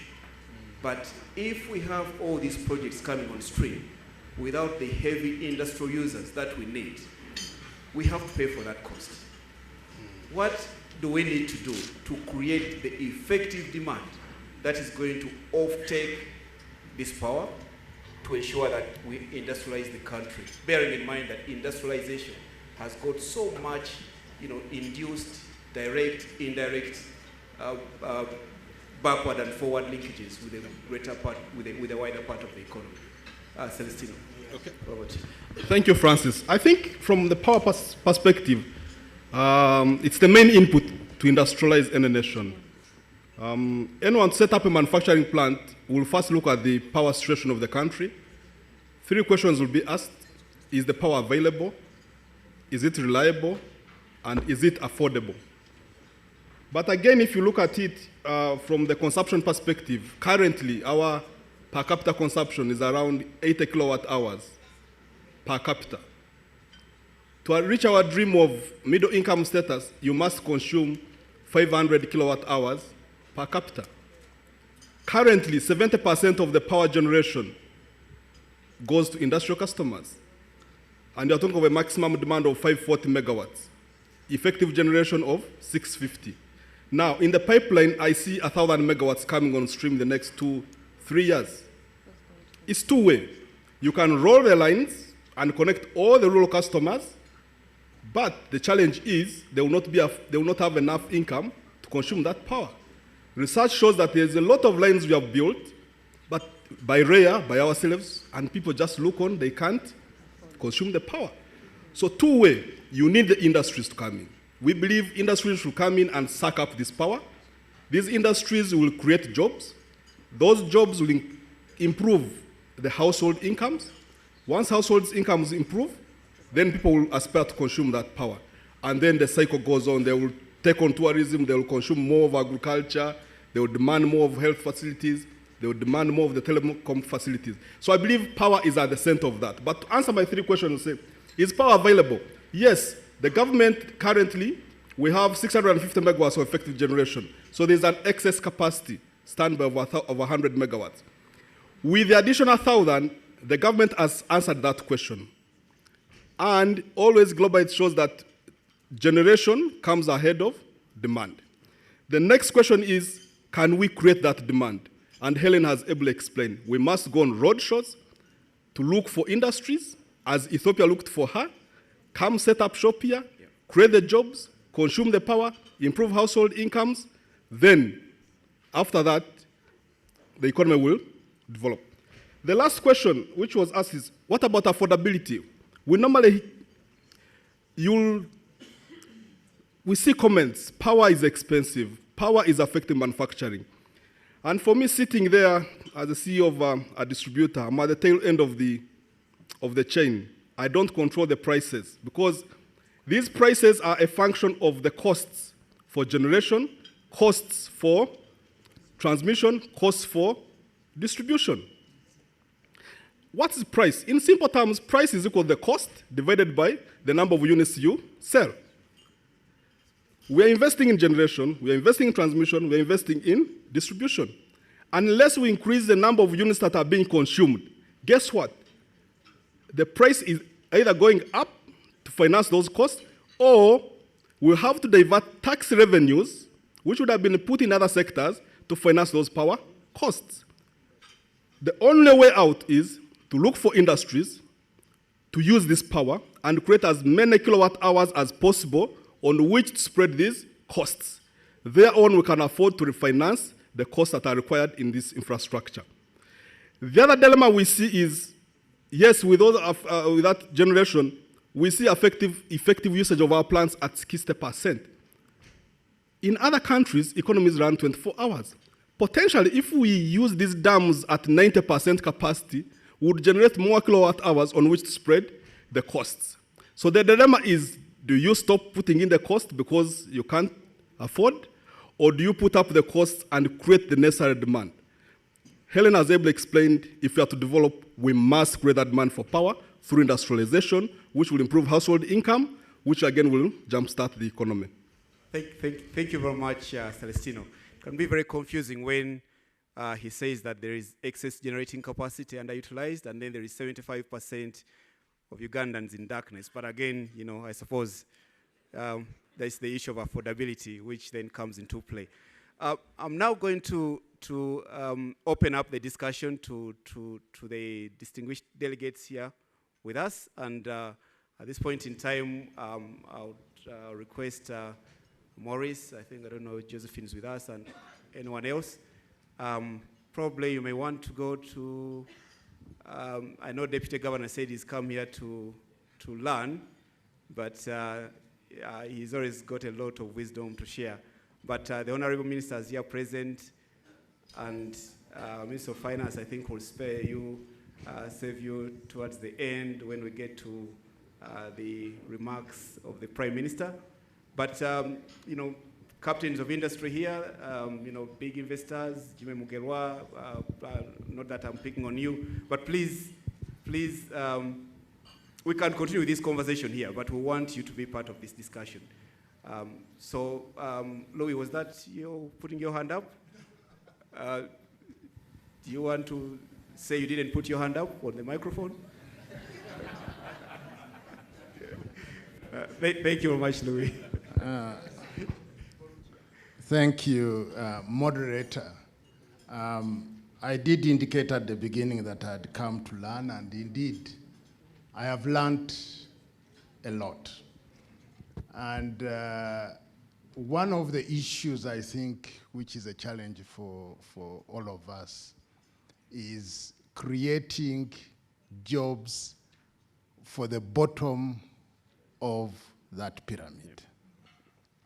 We could easily get the wrong messages or the wrong lessons from the presentation, but I think they are also the right messages. And I think on this occasion, I want to come out strongly to support Victoria. That yes, industrialization is good and can create jobs. We can take advantage of those windows. But I think there is a sequencing issue that needs also to be taken into consideration. That in the case of Uganda, we cannot escape the issue of increasing productivity in agriculture. And the issues that constrain increasing productivity in agriculture should be addressed, including land as an issue, including the regulation, okay? Regulation that touches on the quality of seeds, quality of pesticides things that are being, inputs that are used by the farmers. I think for us, that should be a starting point, okay? There are very few countries that have moved from low to middle income without a vibrant agricultural sector. So to us, that is a priority. To me, the second issue is to do with the industrial policy. And this is something that has been debated for a long time in terms of choice, government choosing winners, should it be sectors? Learn from the periods of the 60s where government was choosing winners. The 70s in this country, government was choosing winners, and even the 80s. But I think in some of those choices, we failed to get sustainable industrial development. My other issue is to do with capturing some of the jobs relocating from China. I think the question for a country like Uganda, as our colleague from Umeme was saying, is that what should we do as a country to be chosen among the many to locate an industry in Uganda? What should we do? First of all, we don't enjoy a coastline.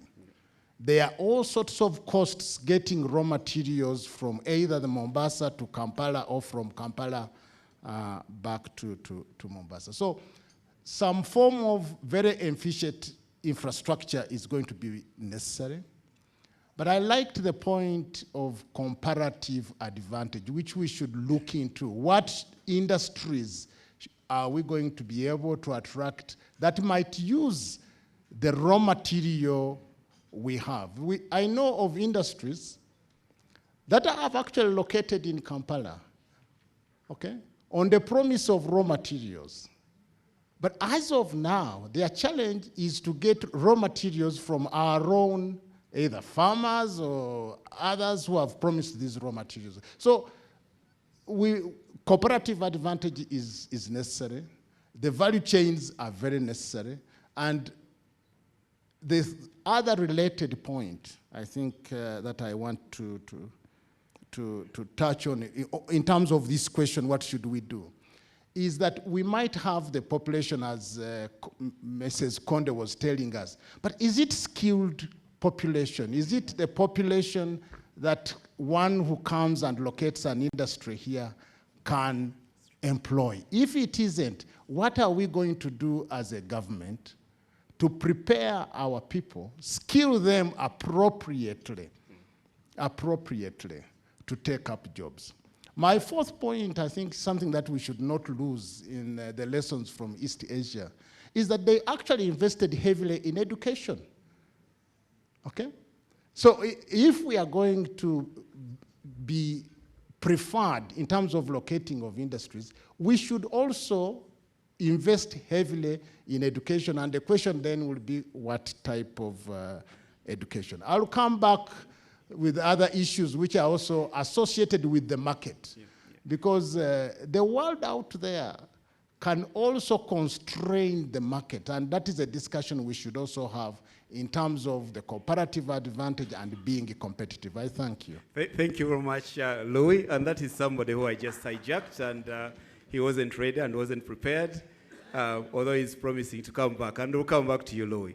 Francis, I think before you go, there's a gentleman here who might be tickled also to say something. Is there?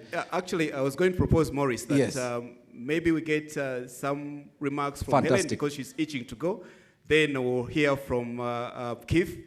I saw the Honorable Amelia making scribbles there. I think also she'll come next, and Professor is also ready as well. The US ambassador is also seated on this table. There you go. So she might be tickled. Yeah. Helen, just respond to Louis, and then the order will be Keith, Honorable Amelia, and Professor, as Dr. Kisama Mugero also prepares himself. Thank you.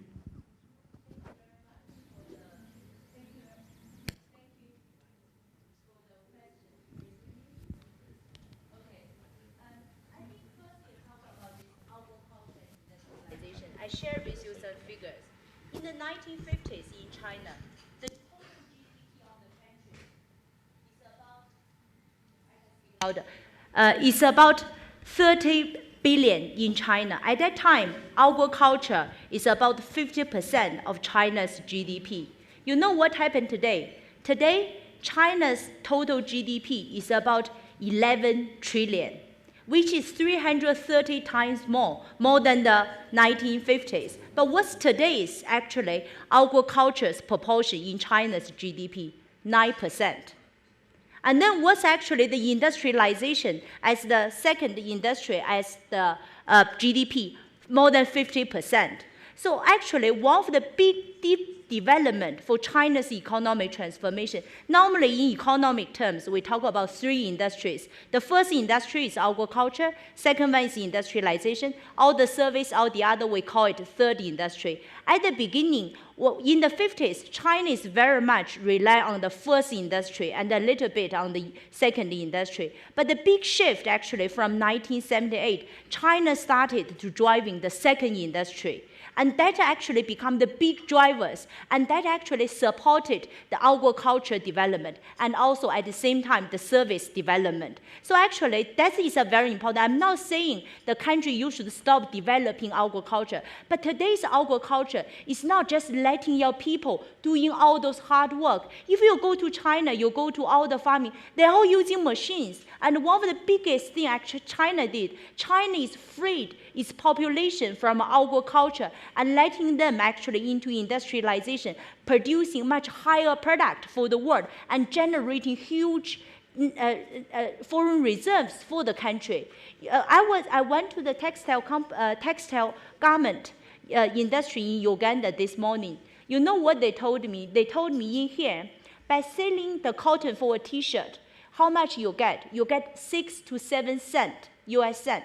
But when you actually produce, making it to a finished t-shirt, how much you get? You get $3. Why you are letting your people, letting them doing hard work, you only get a small proportion of 6 cents of it. Why don't you give them the skill? You know what I'm saying? To get into industrialization, you produce something much higher quality for the world. So that is very important. I'm saying, I'm not saying, I think actually that's the very key thing. A second thing you talk about industrial policy. That's a very important debate. And that's, if you ask me, why there's no industrialization in Africa in the past 30 years, I would say two things. Number one, there's bad luck, because China becoming the manufacturing center. Even though like Nigeria or in this part of the world, in the 60s, we still have some manufacturing, but China create this kind of huge scale. Nobody in the world can compete with China. So there's this bad luck for everybody for manufacturing the past 30 years. But this bad luck is changing now. That's the golden opportunity I'm mentioning. I think that is one number thing why there's no industrialization in this continent. Second thing, I would say there's a bad policy. Actually, because what they have always been telling you, those developing agencies, they have been telling you, your comparative advantage is your raw material, it's the cotton. They never tell you, actually, like China, Asia for Tigers, you can tap into global value chain, creating big of the scales. And then talking about this something, I want to share with you some numbers. In this small town in China, actually called Zhuji, they produce only what? They only produce socks. And they produce 60% of the socks for the world. You know how much? You know how much they export every year? Now, they export 61 billion US dollars from this small town in China. That's a big proportion. I think that's probably much bigger than your whole country's, not GDP, but at least the tourism revenue, right? So this is the effect when you started to get into global value chain, what actually that is going to bring to you. And then another thing, you talk about education. I think that's a very important thing I want to talk about. Education, what's the purpose of education?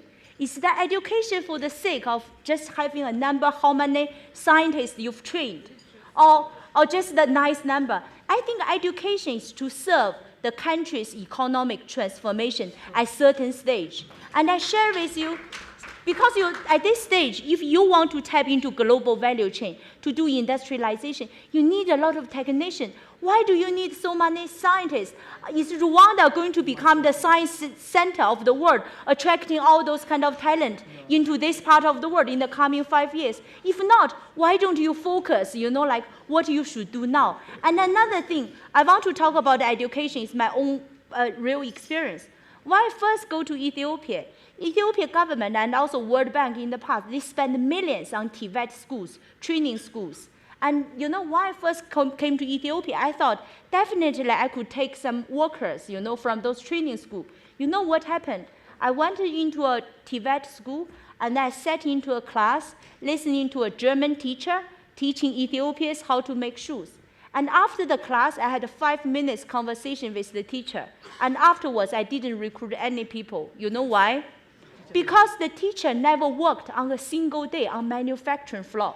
And you ask me, a practitioner, to recruit people, this person has trained? Of course not. So as a result, as a practitioner, I recruited 86 Ethiopian university graduates. I fly them to China, to the manufacturing floor, to teach them how to make the production. And then they return to Ethiopia to teach the others. And all those people worked in the factory. After 6 months working for us, all of them can at least get 50% salary rise by working to the local manufacturer.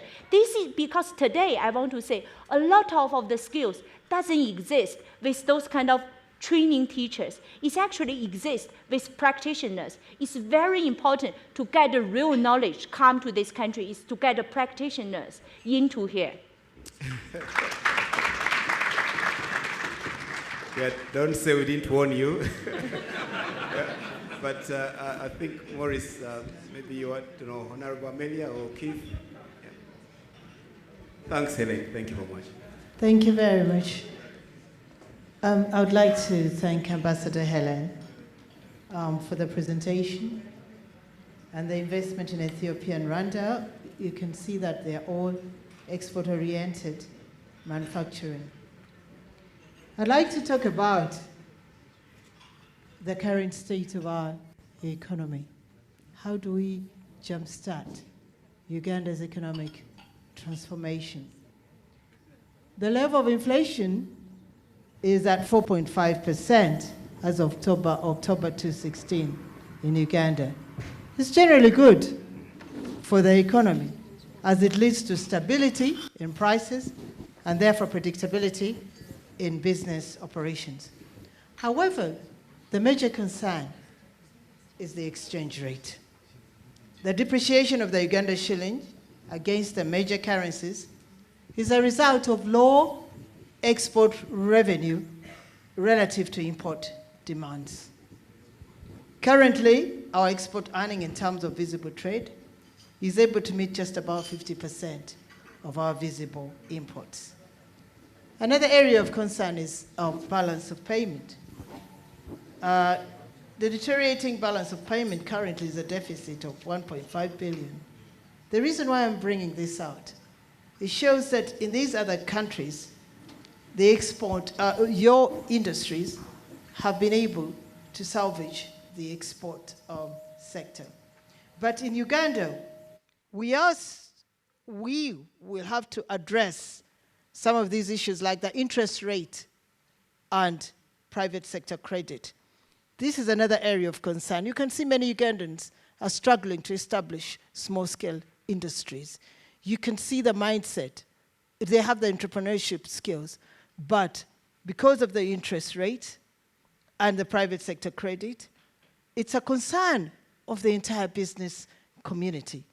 Currently, we are standing at 23.7% by September 2016. This is very high compared to countries in the region such as Kenya, which is about 12%, and China, which is about only 3%. So interest rate is one of the key determinants of competitiveness for business. You find that people want to industrialize, like you stated, but because of these factors, these actually affect our economy. But access to affordable credit, that is also another challenge. It's a case of interest rates access to affordable credit. It's also another key concern. So, Ambassador Helen, we are sure that once we address, we as Uganda, once we address these key issues, agriculture is also key, but we have to look at these key issues, we'll be able to jumpstart Uganda's economic transformation. I thank you. I've learned a lot through your presentation, and we'll try to emulate some of the issues you mentioned. I wish to submit. Thank you very much, Honorable. Thank you. I think it's Keith and then Professor.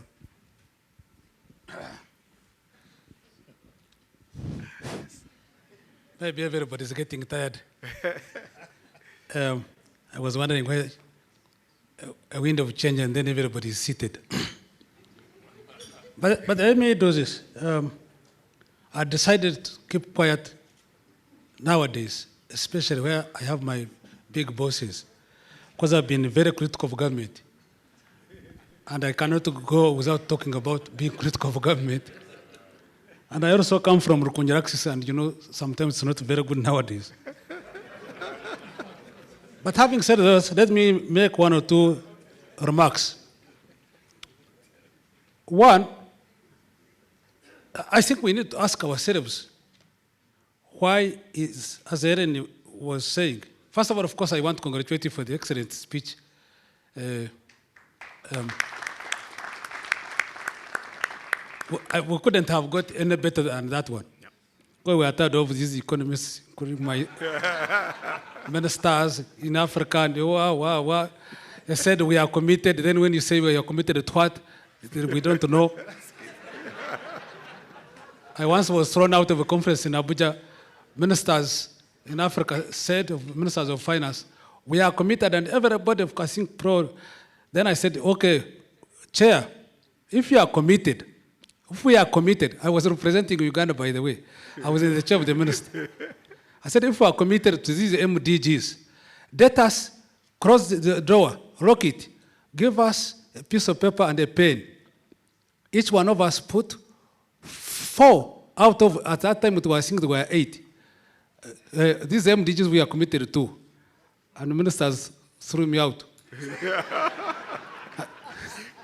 But then having put you to, because I thought you were getting tired, let me do this. Why is we all of us starting to have been in the last few years talking about Ethiopia and Rwanda? Why? Why not Tanzania? Why not Uganda? Why not? I'm talking about East Africa. The East African region is growing as a whole. Yeah. But everybody seems to be talking about Ethiopia and Uganda. I mean, Ethiopia and Rwanda. Yeah. And probably I agree. And I think in the road towards the democratization, something has gone wrong in these African countries. And I think we have tended to think that democratization, I'm not saying we shouldn't democratize, don't get me wrongly. I have my views, as you know, very strong, which are not necessarily democratic. But having said that, I think we have lost the question of strong leadership and strong management. I think if we are to do like a country like Uganda, the way I see it, if we are to make any change, then hakuna what? Is it hakuna mchezo? Must be real. Yeah. When people talk about government, and Mumuza, for once I think we agree, or if they're not second, I probably, because we always disagree, when people talk about government, it is about not this democratic talk. or tribal talk. It is either you perform or go. That's the only difference between Ethiopia and Rwanda on one hand in East Africa and the rest of East Africa.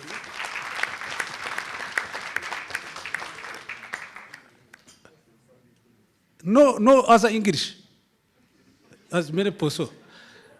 You see it today if in the government of Uganda, Mr. Prime Minister Sam Kamawange, boss, and my ministers, if you don't deal with this problem in the ministries, and one of them is myself.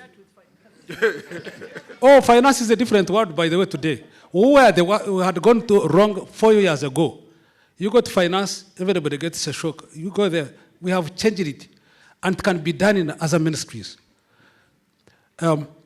We set ourselves that we must pay people on time, did whatever, I don't think it was through democracy, did the salary and pension, and I don't think there's anybody today complaining. It was a big problem. There was a prime minister, my father, Savambi. He spent all his years crying why salaries and right Honorable Prime Minister Uganda, you are a lucky man. Now we have changed that one. But the point I'm making is back, we must get strong leadership in government. Deal with all these useless things that are happening rather than crying about them, and deal with them. You either perform or go. And that's what I wanted to concentrate on. Now, and so leadership is the honesty. Let me give an example. Helen gave an example, and it was going through my head. Sometimes we Ugandans, or as Africans, spent a lot of time on excuses. And we spent heaven, it's as if we go to get PhDs to how do you call it? To PhDs in excuses. Now, we do know for sure. For example, I'll give an example. There is an investor from Delhi. He was going to one of the Latin American countries. A soldier who was in our embassy in India held him his hand. He said, by the way, you want to export dairy products to America and the rest. You come to Uganda, let's go. And he brought him. When he brought him on my desk, a man was talking about that he wants to export casein and all these products to America. I said, this money is raya. This Indian must be telling lies. But anyway, what does it cost me to support this man? Today, and I had a meeting with him on Saturday at his factory. Today, he's exporting those products to American market, India, and recently struck a deal in, I think, Syria and also Pakistan. There's a problem that there is not enough milk. Of course, since he came, people are talking, I was also in that area. Growth in milk is very fast. So it was starting from a very raw base. Now he wants to put another one in here, in the central here. That's what we are going to discuss. So I was saying, we shall give you the land, don't worry, and everything. But government gave him a land, did whatever, electricity, quickly, and everything, and now we have that one done. What am I saying? I am saying like the other American president who is outgoing, whom I only agreed with him on one point, which is, yes, it can. And I think we can. And I think we can. We need only to move and take strong leadership. Thank you very much. Thank you very, very much, Keith. We thought the controversy will be coming from this side when we were warning you, but it's very, very interesting to see that this discussion is really provoking that kind of change in mindset. Professor, and then afterwards we'll get back to Amos to just give us his concluding remarks, because he has to travel tonight and has to leave in the next 10 or so minutes. Thank you very much. I want to thank Helen for your presentation. Colleagues, listening to Helen, there are two fundamental things I think you have mentioned. The issue is not what, the what we know. This fundamental challenge is really how. What we know, because the vision of the country is very clear, it has been articulated many times, there would be no doubting about where we want to go. We want to transform this economy from being predominantly peasant to being a modern economy. And peasantry means today 68% of our households are still in subsistence. Unless this one is changed, this is a structural problem. Second, which is really how. The how is, you mentioned it. Look at this. For us in Uganda, to have policy implementation right from top to bottom, to the guys you are talking with, just slow sweepers, I think is the greatest challenge. This is one lesson we learn from here. You just don't know how many times the president has said something. The prime minister is here, he can bear me witness, he has to say something. But for this to translate to the guy on the floor to implement is such a huge challenge. Yes, it remains a huge challenge. The third one, which I also really learned, is relocation. Relocation is a very interesting contribution in today's discussion. Relocation of those jobs to here could make a difference. But otherwise, colleagues, the variables or indicators of transformation are known. Your per capita income must increase, and we know what it is. The percentage of population below poverty line, it must be reduced. We also know, these are variables we all seeing. The manufactured exports as a percentage of the total exports must increase. If you look at what we export, it's peasant. Just go to the supermarket and see if you really want to know where the problem lies. Ranging from this cup is imported. Yes, and the microphone which I'm using. Seriously, if the manufactured exports of this country doesn't increase as a percentage of total, you are stuck. And that goes back to your balance of payment position, and it also goes to exchange rate. It translates in the whole fabric of the entire economy. So what is this? And the variables are known. I listened to the electricity guy. Electricity consumption can be a stimulant in addition to being demanded. Yeah, recall when Owen Falls was being constructed. Cohen, who was the governor of this country, they brought him the feasibility report about constructing that dam. And on every variable, it was not viable. And Cohen is quoted, he said, as an act of faith, we constructed this dam. Can you imagine Uganda without this supply? If they had said, no, this thing is not viable. As a result of that, it stimulated demand, and you can see the demand for electricity over and over again. Clearly, as a variable of transformation, not only consumption of electricity, but access to electricity. As long as Ugandans go to bed with sunset and get out of bed with sunrise, you know what happens? The situation is compounded. So, in conclusion, I'm pleased that Chisamba Mugerwa is here. My concluding remark is simply this. When you have security and political stability and macroeconomic stability, this is true. This is true. And I thank the Keith, even if they kick you out, I think on this discipline, you have been very good. These two. Then the rest is the primary growth sectors, which we must focus on.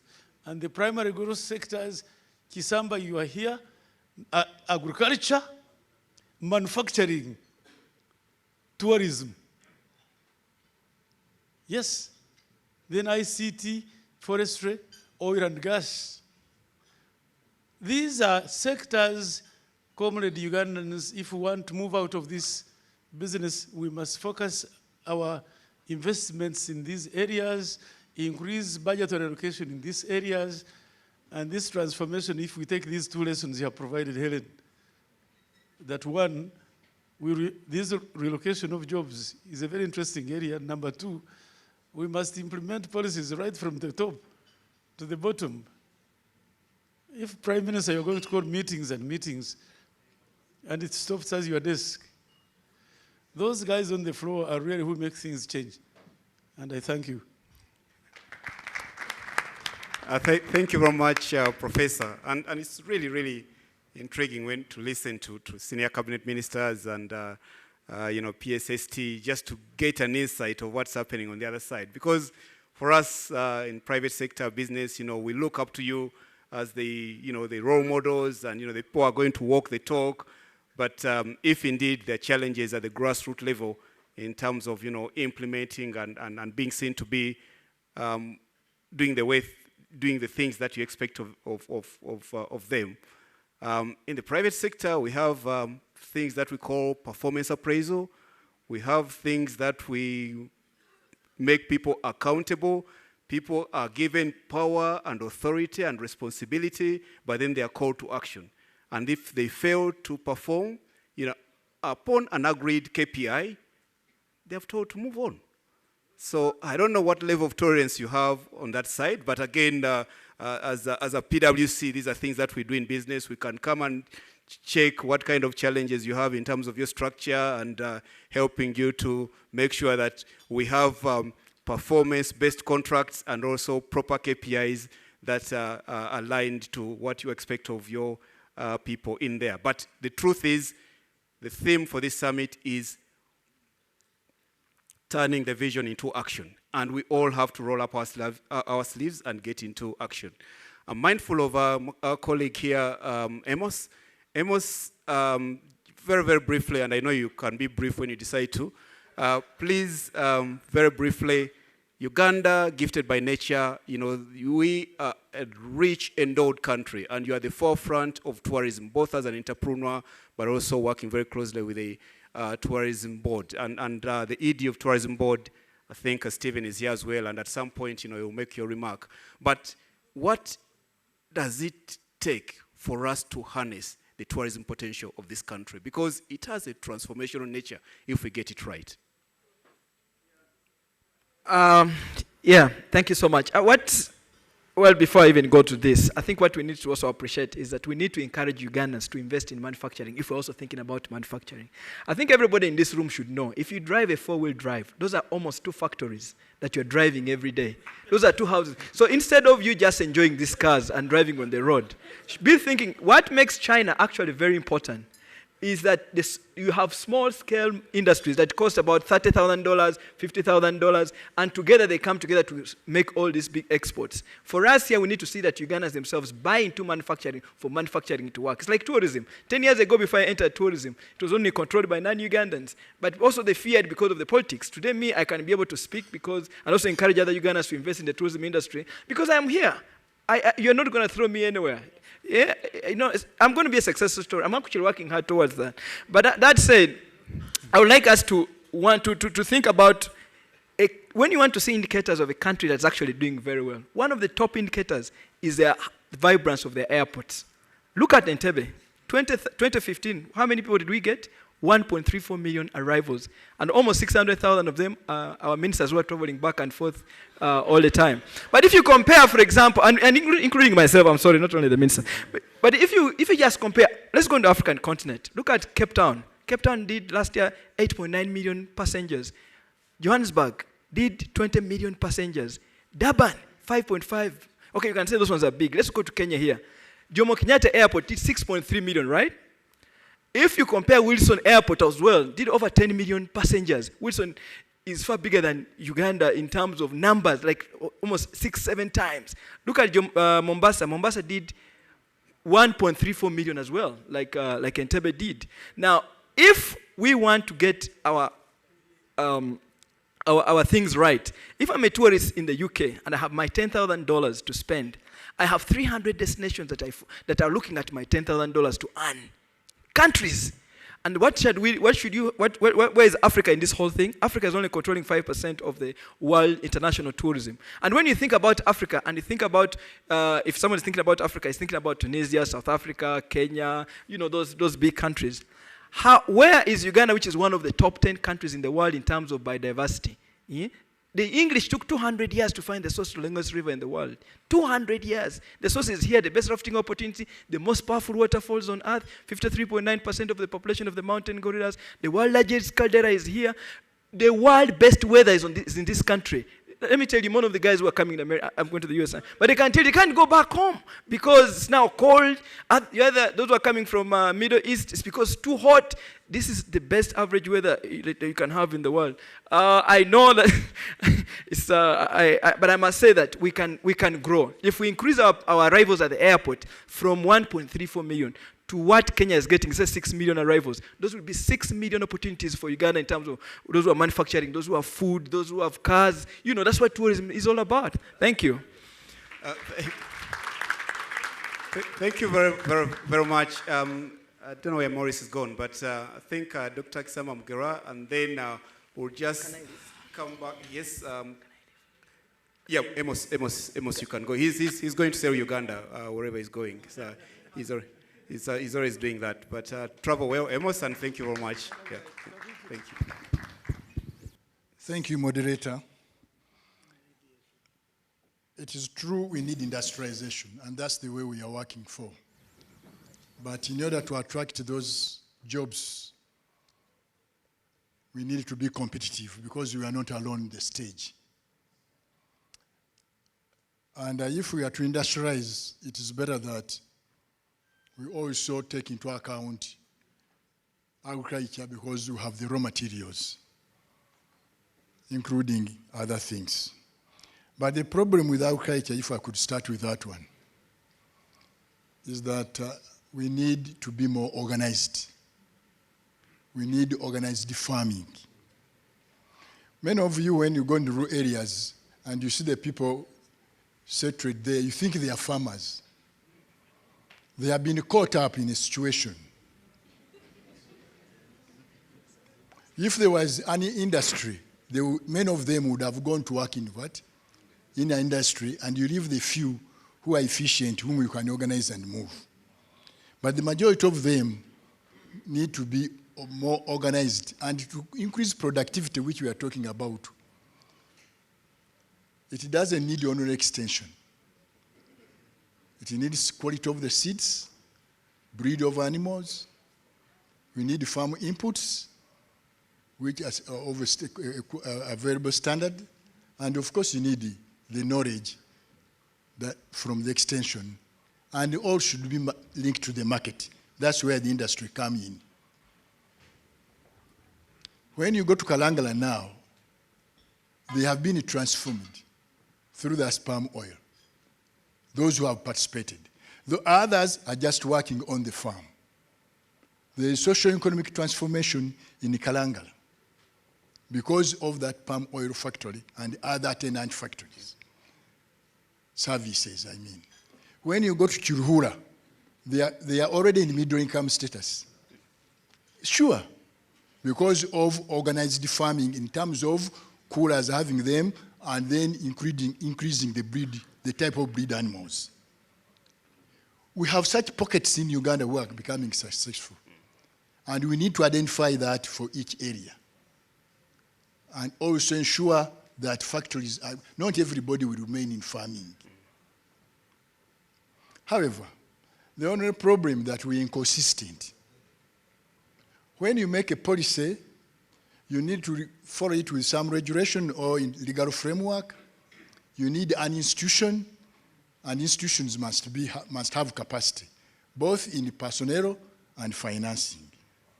Many of these institutions you see in the government of Uganda are underfunded. In terms of, they are under capacity. In terms of personnel and in terms of funding, we are thinly spread. We are touching everything. And you may not see the impact, yet we are spending a lot of money. Another issue is indiscipline. everybody in Uganda is becoming a king on his own. But now kings can also be tamed. But everyone is a master. People are very indisciplined. And people are selfish. Whoever is funding a project looks at how does it survive other than how does it deliver. And this is a mindset issue. She's talking of Ethiopia. I had the opportunity to work in Ethiopia under International Food Policy Research Institute. And I was a grassroots officer there.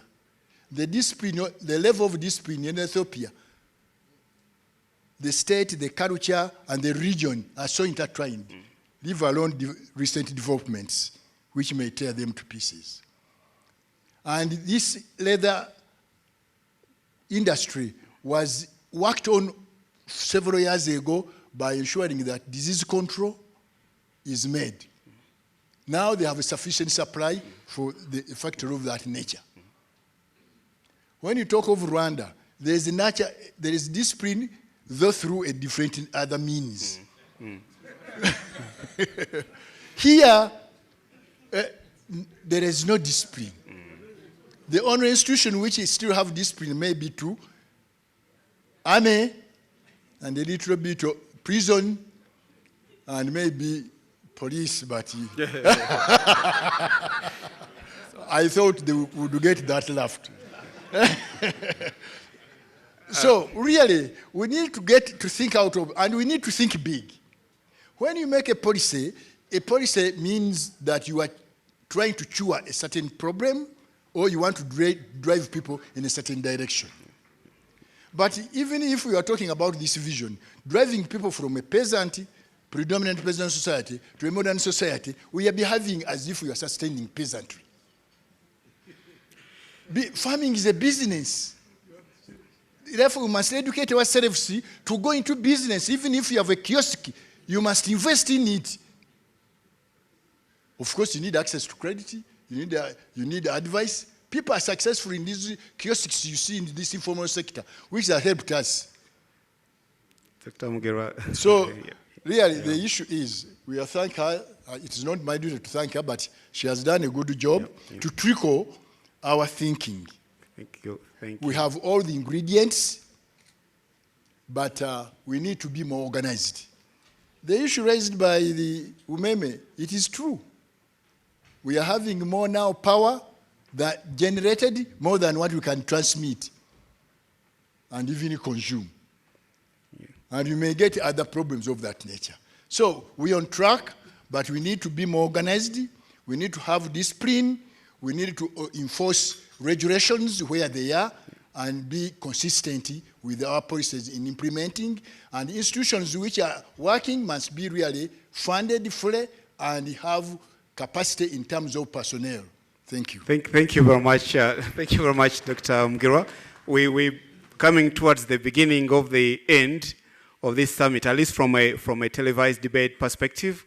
I would like to give my panelists just an opportunity just to wrap up, and then at some point I will invite Honorable Matia Kasaija to invite the Right Honorable Prime Minister, and we will then close at some point. But as Aggie said at the very beginning, this is the beginning of a series of conversations that we want to have, and it's very, very inspiring to see senior cabinet ministers, chairman, NPA, and various other people articulating issues the way they are tonight, because it's very clear that there is an issue there.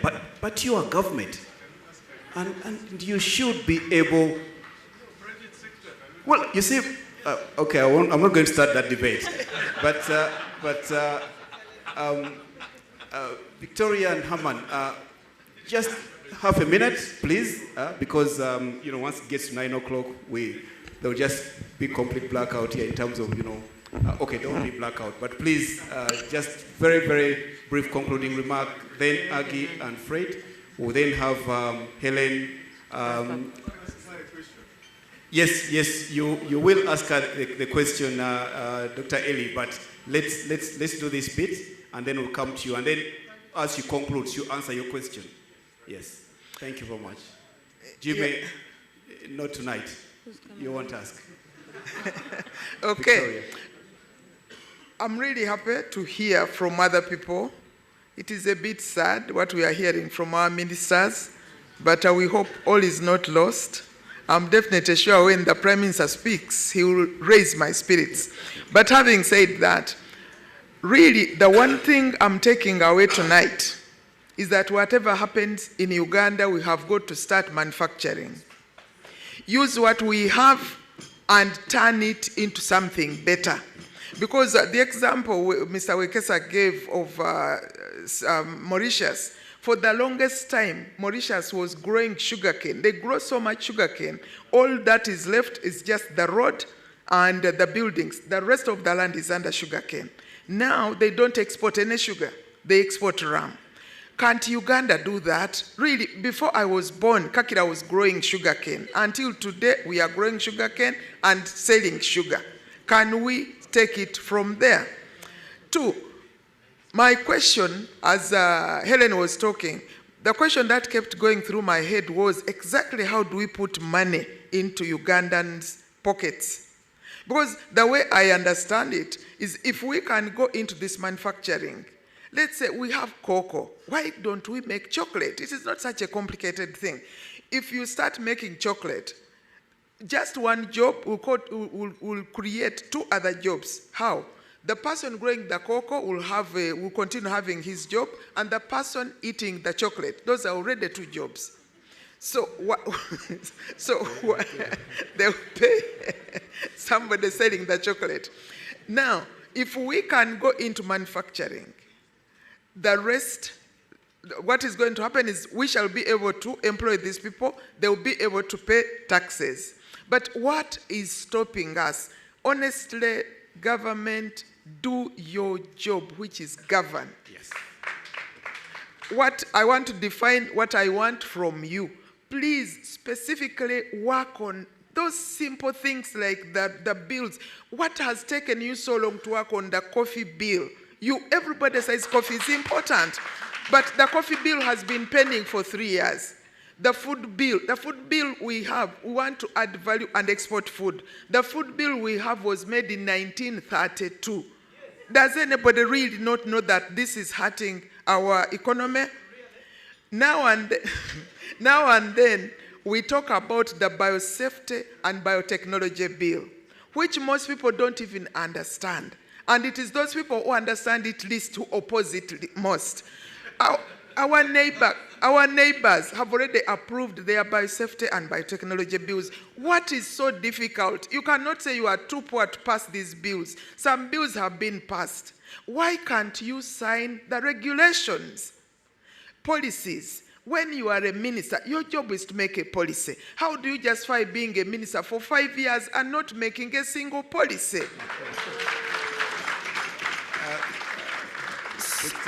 So my request is government, please hold our hand by doing your job. Budget sensibly by prioritizing manufacturing, especially agriculture manufacturing. The rest, the Ugandans will do. I thank you. Thank you very much. Thank you. It's just the passion with which he delivers this. And Aggie, I don't know what your closing remark would be. Very briefly, please. Okay. My closing remark is really to reiterate the role of media.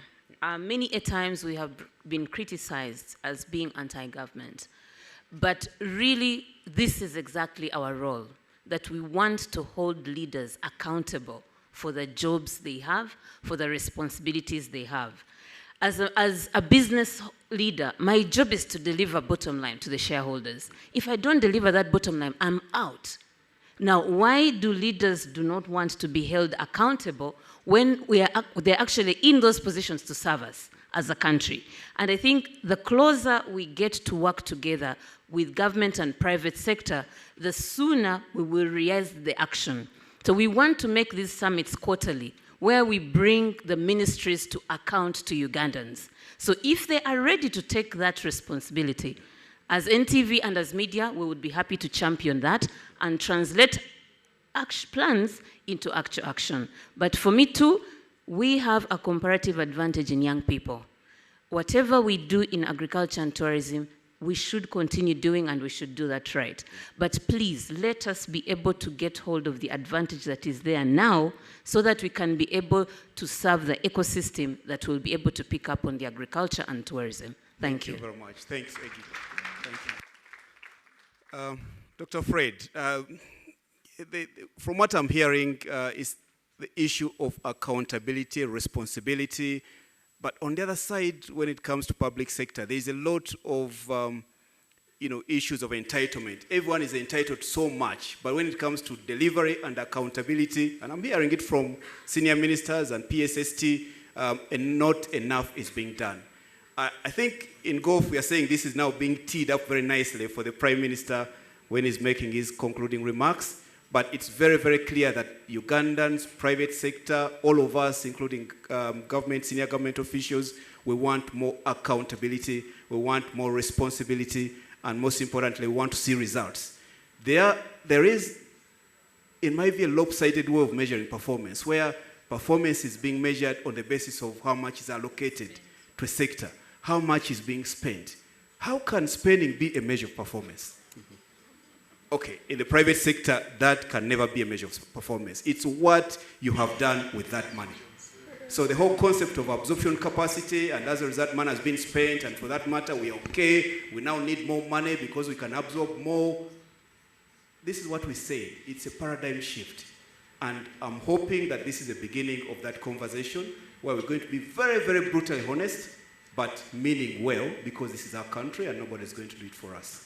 Fred, very, very briefly, your concluding remarks, and then I don't know, Ellie, whether you've written your question, because we are requesting that you write it. Please, if you don't mind. Oris, you have? Excellent, yeah. So let's hear from you, and then we'll finish with Helen before we invite the Honorable Minister to invite the Right Honorable Prime Minister. Fred. Yeah, I think let me say, development is not a chance event, but you can actually leverage chances. Here we are in the middle of a chance, jobs are going to come, but we also already are sitting on opportunities. When you see the need for agriculture and food in our neighborhood, you begin to wonder, what is it that we are not doing right? I hear people talk about irrigation. You know, upland rice, before it came, people knew rice could only be grown per the kind of rice. Now, I think I want to re-echo Victoria's statement. Biotechnology, biosafety. There is a lot of science that helps us to manage the drought, but the laws are missing. So we are missing an opportunity, we're missing a chance of leveraging our agriculture. I know Irish is being encumbered out in Kabale, but there are varieties that biotechnology has already put out from Korea to enable us leapfrog those viruses. We can't without that law. It is sitting somewhere. The manufacturing we are talking about, and I'm still working on the paper Minister gave me, I've been analyzing Uganda's manufacturing. Presently, as we speak, it is heavily import-oriented. It is just adding value. That's not the manufacturing Helen is talking about here. We want to redesign this so that it taps into the local resources. Because as we speak, the manufacturing sector or industry sector is about 19% of GDP. That's just about $5.9 or $5 billion. But it is importing close to $3 billion of inputs. So we are losing that. The net addition is just less than 10% of this economy. That's not the manufacturing we need. So as we are saying, can we get to the detail? How do we get agriculture going? In my view, and we worked on this in the ministry, let's get the right planting materials. How do you do these institutions? You do not have seed multipliers in this economy. They are not there. I know there is private sector here and there, it is not sufficient. Let's get the army, the prisons, and narrow in that space. Give them the money, give them the KPIs. I've given you my 3 billion, give me so much tonnage of seed next season of March. Let them plant in March, give us that season for the August season. I know they can do it. Let's get action if the vision is to be realized. Thank you very much. Right.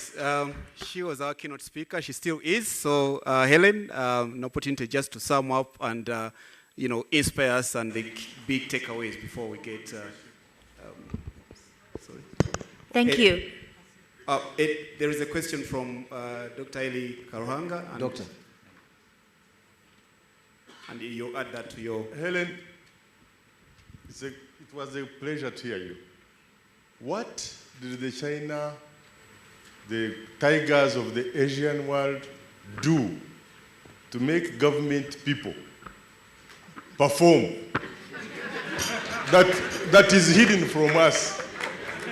What did the Asian tigers do to get the leadership of the government involve the private sector? Because here in our country, leaders are not business people. They think business people are crooks. So how did they convince politicians to also appreciate business? Because here what we are experiencing, for example here, I challenge you, how many members of parliament who are here who are not ministers? None. Zero. So, oh, well done. Great guy. Oh, that is the Secretary General of our party.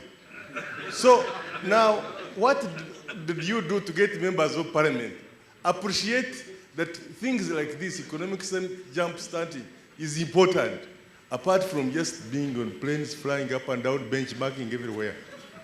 What did you do to get your economies, get involved the leaders to be part of it? Thank you very much, Eli. Thank you.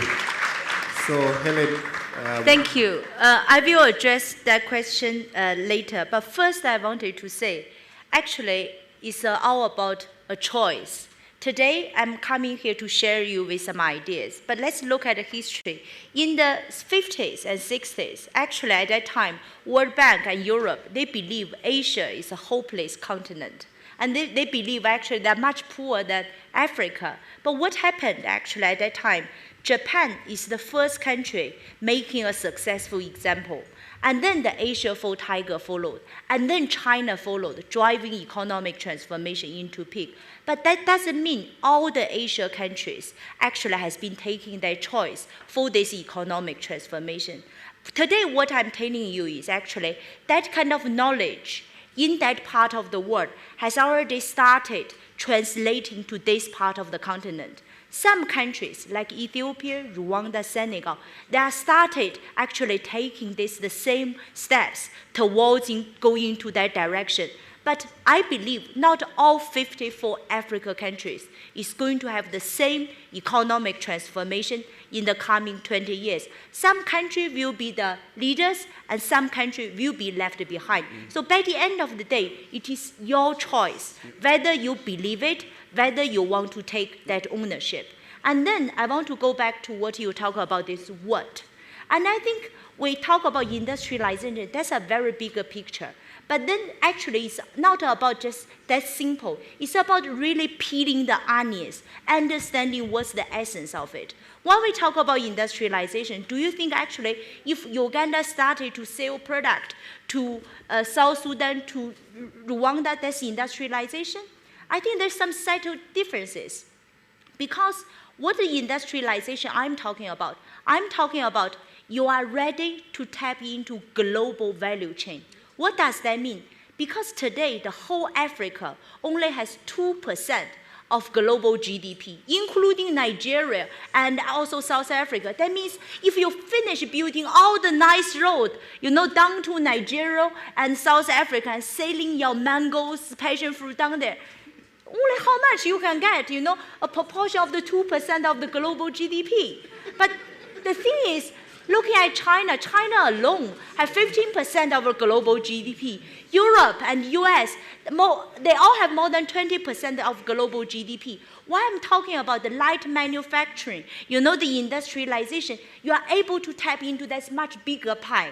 So that is actually the difference you have to understand. Industrialization is not just something, you just production and support some small SMEs. That is global, that is industrialization. And how to actually get into global value chain. What you are lacking? I think you are lacking three things. Number one, you lack of the international know-how. That know-how, as I mentioned, doesn't exist with the training institutions. It existed with the practitioners who currently are already in the global value chain. Why actually they need to come to your country to transfer that knowledge? Actually, that's why the government need to play a facilitation role, bringing those kind of investors coming here to transfer that knowledge. Second, you need to actually have global buyers' confidence. Why would the US and European pass orders to you? Why do they believe? It's not just a price. Today we're talking about lead time and also quality. How can they trust Africa continent can produce quality?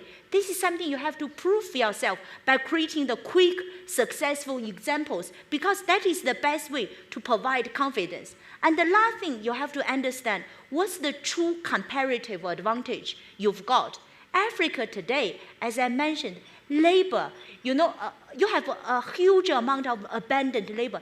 Those are your comparative advantage. And maybe some of the raw material. When I started my factory in Ethiopia, the shoe factory, I was exporting 12 containers at the beginning every month to the US.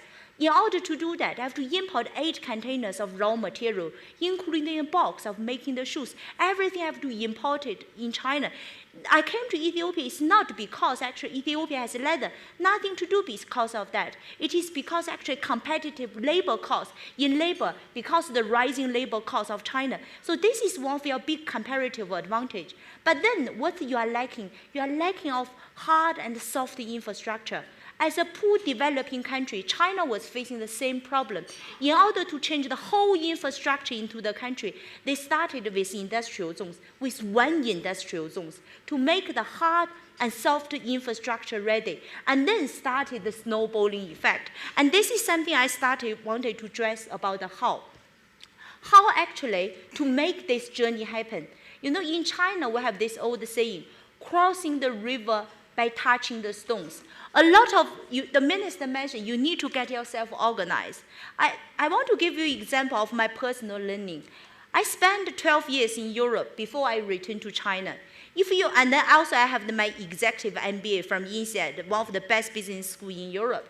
If you ask me to compare what I've learned about the European entrepreneurship and Chinese entrepreneurship, I would say the following.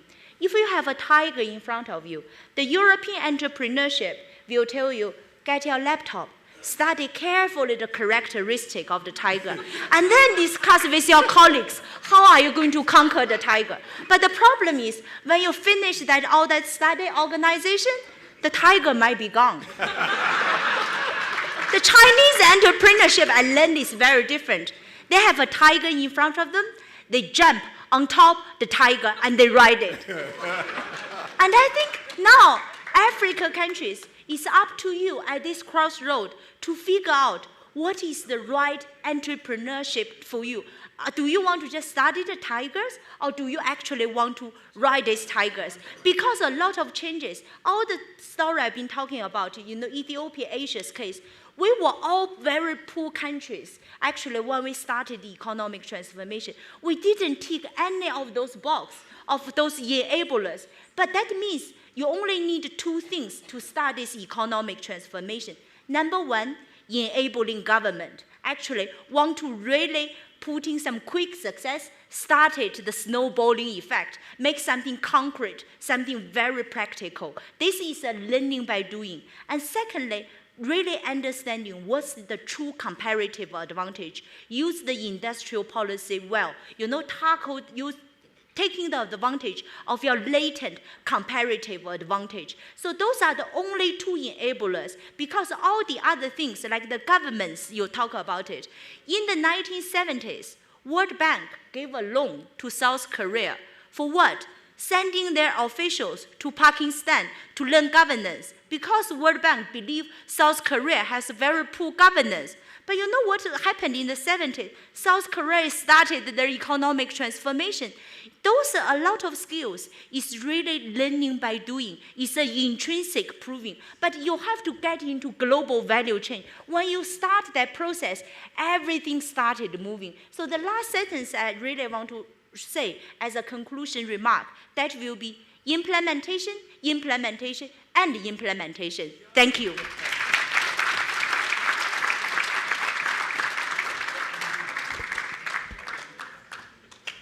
Helen, I can't thank you enough for this, but I think, members, ladies and gentlemen, I think you'll agree with me that in Helen, we had an excellent speaker who has really challenged us, provoked us. She's our visitor. She said a few things that in my culture a visitor would not say to their guests, but we told her that, don't hold back. This is an audience that is yearning for transformation, and she has delivered. And I'm really happy and very pleased that we had Helen as our keynote speaker. Thank you very much. So, Aggie,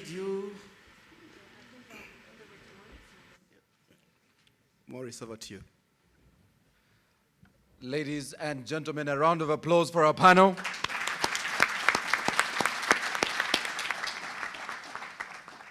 I think I'll ask you to stay so I can invite the Honorable Finance Minister, Matia Kasaija, to make 1 or 2 remarks and then invite the Prime Minister to speak to us.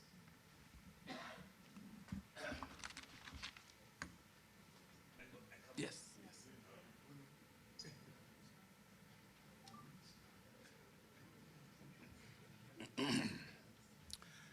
The Honorable Prime Minister, Ndugu Uganda, colleagues ministers, Bank of Uganda officials, NPA. My voice is lost this time, huh? Good. Ladies and gentlemen, particularly the business captains around here.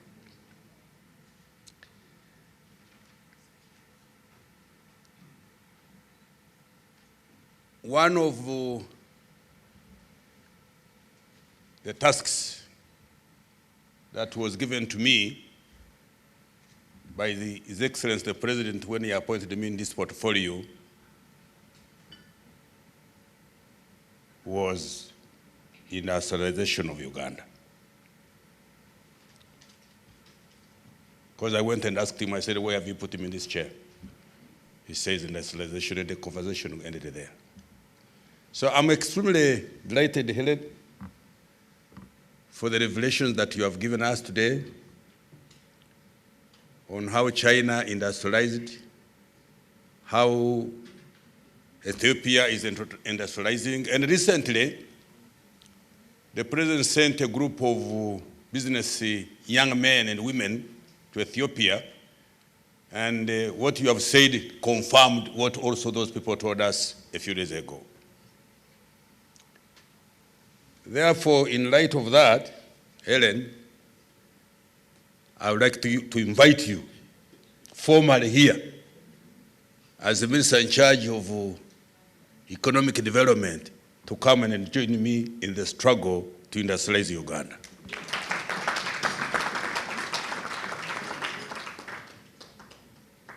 The challenges are there.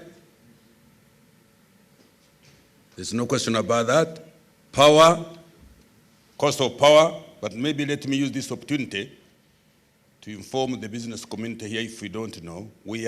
That's one of our biggest headaches.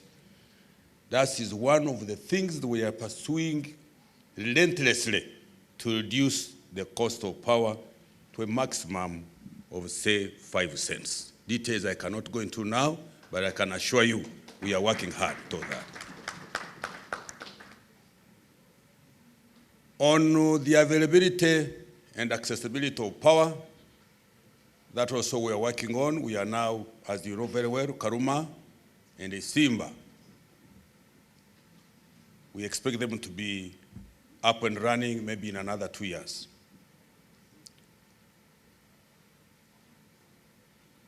People have been saying we are aiming at producing too much power. No. According to the Minister of Energy, she told me the power that will be produced by Simba will be consumed by one industry in Tororo, which is the Suguru phosphate factory and other things. Indeed, we should be planning more power generation and transmission and distribution. On the question of agriculture, the challenge is, to me, the biggest challenge is organizing agriculture. Our agriculture in Uganda today is not organized. I don't know whether I should tell you a small story, but that will take too long. But I will summarize it. I thought I was a very big farmer growing goats. And some good friend of mine got an order because I was always harassing him. I will not mention his name. He was our ambassador in one of the Arab countries. And I said, friend, can you get me an order? He got me an order with a friend. 4,000 goats per month. We tried. At the end of the day, we were able to raise 2,600. We dispatched them in a plane. When they arrived there, they were all total rejects. And we lost money. Why? Because we combined the off-layers with the horns like this. Then there were the small ones, then there were middle ones. Now, in that country, they want a goat which is exactly 6 months, same size, same height, same color.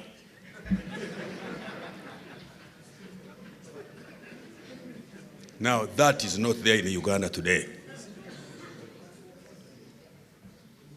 If today a manufacturer challenges us and says, I want so many tons, say, of oranges in a given place, it is going to be a big struggle, including even the maize which we think we are producing in plenty. Big struggle. So the best, before we can talk about industrializing Uganda through agriculture, can we have agriculture properly organized so that people in a certain given area are producing the same product, they are producing it in the same style, they are producing it and putting it on the market at the same time. Mr. Prime Minister, with my request that Helen comes to join us here in Uganda, it's now my pleasure, sir, to invite you.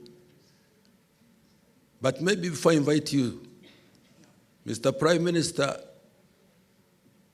we must stop politicizing each and everything we do.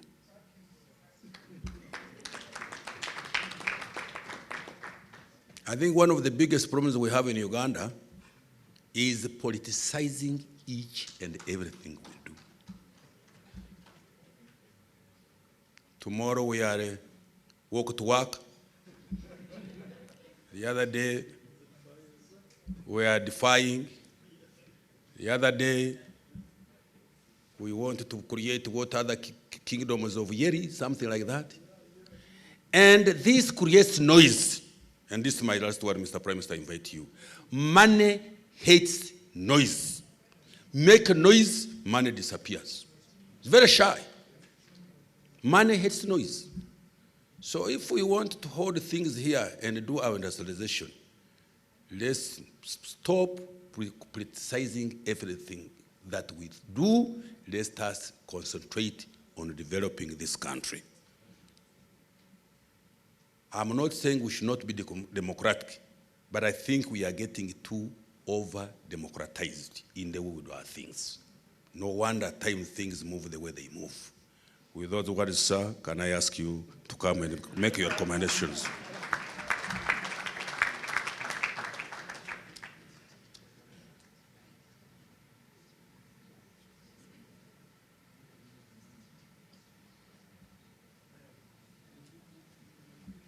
Thank you, Ndugu Matia Kasaija, one of our most prosperous and very big farmers of Uganda.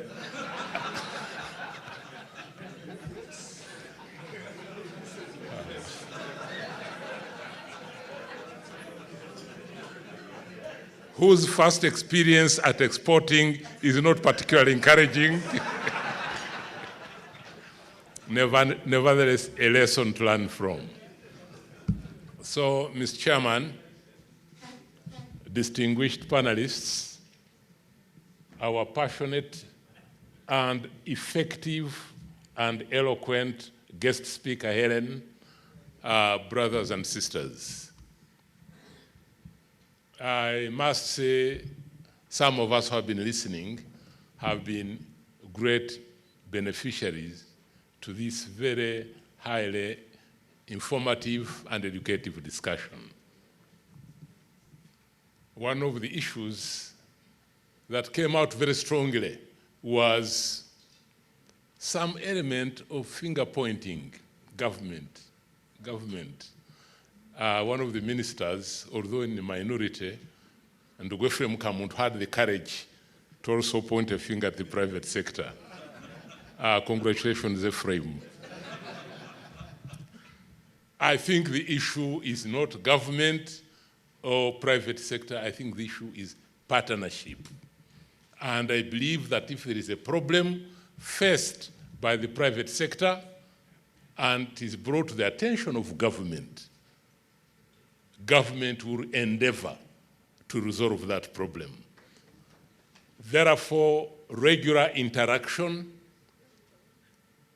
to address issues that obstruct both development and, in this particular case, industrialization, to me, that is the way forward. And the Presidential Investors Roundtable has been a good example where a number of outstanding issues have been resolved almost at a spur of the moment. So, therefore, no finger pointing, addressing issues, regularly interacting, and I believe will resolve many of the problems we are talking about. Now, government, in my view, has done its role in many ways. Although, again, my sister Victoria, Secretary Emeritus Minister of Agriculture, was quite, I said, now, this government, everything from government is discouraging. You know, this government has correctly focused on the major functions of government. Number one, security. Any doubt about that? If there are any slight doubts, they are easy to handle. Number two, infrastructure. Roads, railways, telephones, power. Yes, electronic communication, I see to my sister is right. Really, that has been a major development, a major effort by government. So, government has done the major things. But it's true, there are a number of things that remain. Policies, laws, yes, those may be there. But the general framework is clear. The second National Development Plan has, and I'm glad the chairman of the National Planning Authority, Ndugu Kisamba Mugerwa, is here, has come out clearly to state the general direction with now approval by the country and by cabinet. So, if there is a law that is delayed, let us focus on it and get it out of the way. Because where would it be delayed? If it is in the cabinet, we'll push it through quickly. If it is in parliament, like the bill on biotechnology, it has delayed because of contradictions within the members of parliament. Government continues to push it, and we are confident that we'll push it through fairly soon. But perhaps the point I want to make this evening is one, and that is Uganda is an agricultural country. Naturally, its industries that should benefit from the competitive advantage of agriculture are agro-based industries, and therefore, in order to meaningfully promote industrialization in Uganda, we should focus on making sure that our agricultural productivity is highly competitive and that we are producing substantial quantities that can meaningfully feed into the industries that we are going to build.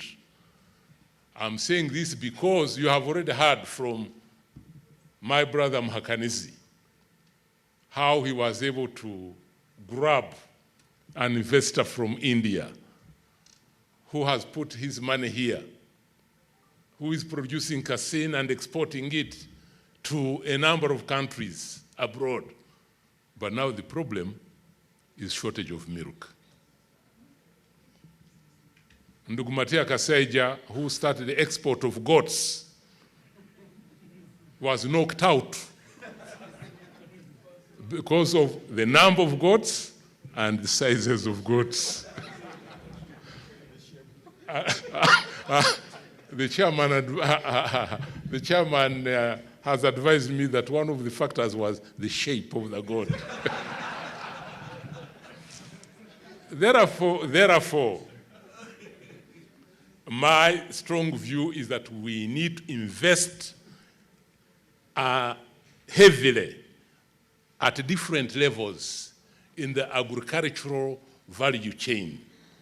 Dr. Muhums had already talked about how the Ethiopians start looking after the cows when they are in calf before they are born. And eventually this will ensure very good hides and skins for their industry.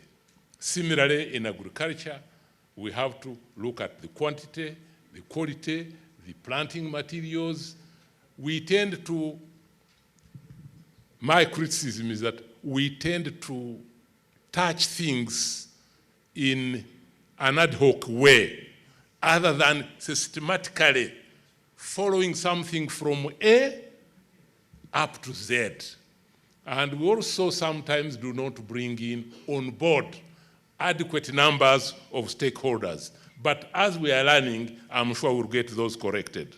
Therefore, agro-based industries remains our strongest bet in our circumstances.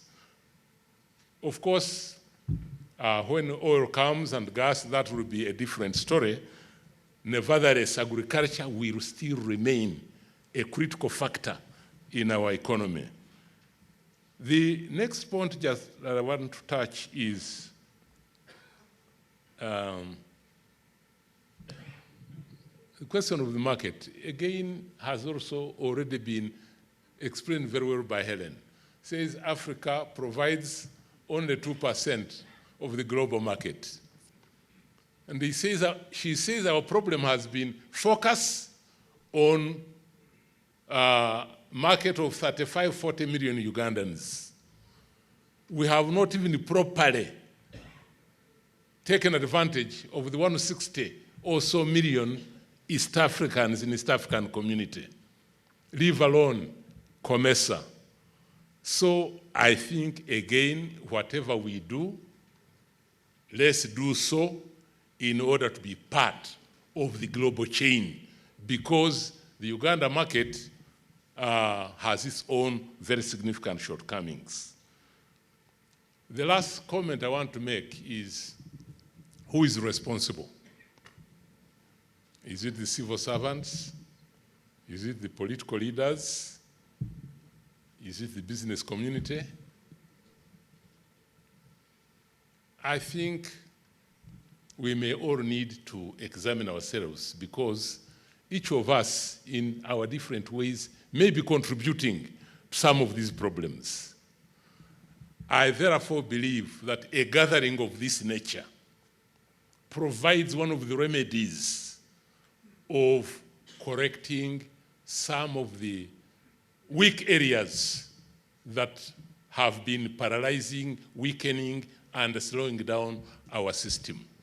The very fact that this very successful business summit has been exclusively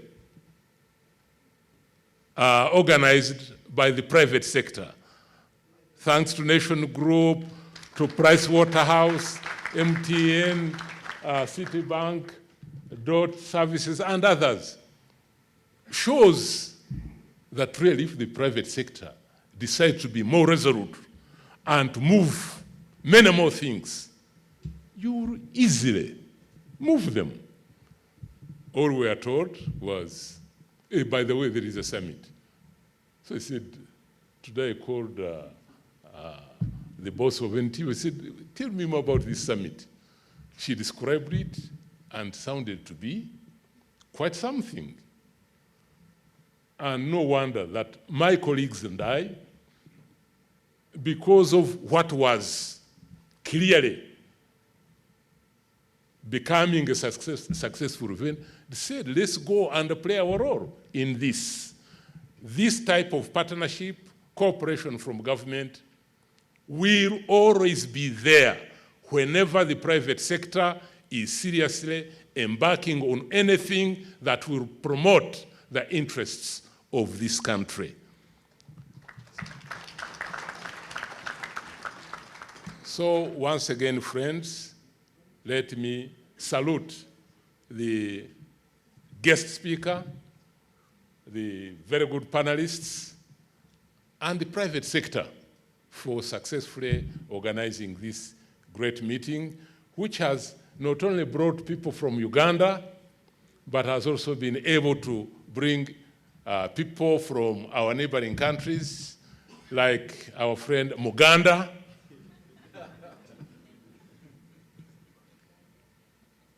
Where Muganda happens to be the chief executive of the Nation Empire.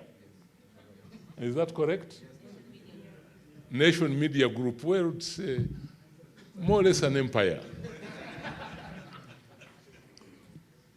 I don't think he will mind if I say why it's called Muganda. I was sitting next to him, I said, by the way, where is your home? He told me it is near Kisumu. I said, how come your name is Muganda then? He told me a story, which was a most interesting story. I will not go into it. Suffice it to say that his presence in Uganda today is partly because a Ugandan was able to do some work in Kenya that enabled him to go through the processes of him being able to be here. When I say to do things, I shouldn't be interpreted to mean actually medicinal, other than anything else. So this has been a great gathering. It has expanded our family, has increased interaction within ourselves. I hope that the business contacts are being cemented. And Helen, before you go, I confirm the minister's invitation, and Gumatia Kasaija. I hope I'll see a copy of the Memorandum of Understanding that you have signed with the Minister of Finance for two things. One, to promote industries in Uganda in general. Number two, to identify specific industries with the Minister of Industry so that Uganda can quickly begin to benefit from the 85 million jobs that China is going to put on the global market. Asante sana.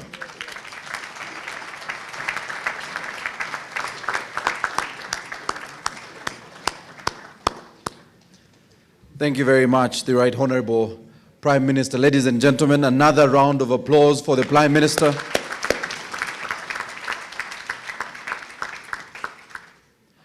We would like, in a very special way, thank our sponsors. This could never have been possible, and I'm glad the Prime Minister mentioned this. These are friends and partners in the private sector. Ford Foundation, Dot Services, MTN Uganda, Citibank, Accord, and I think I'm sure I've done everyone. And of course, our partners, PricewaterhouseCoopers, who made sure we had this summit. Ladies and gentlemen, a round of applause.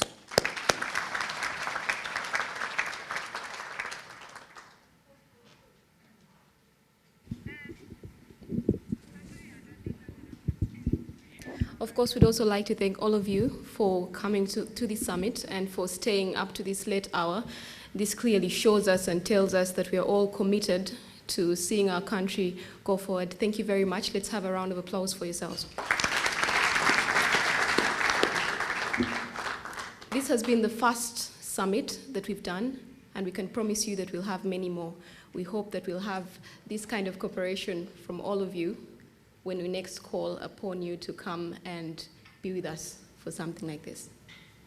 Josephine is a bit courteous. She did mention we'll probably be more candid in our next discussion, as the discussion was this evening.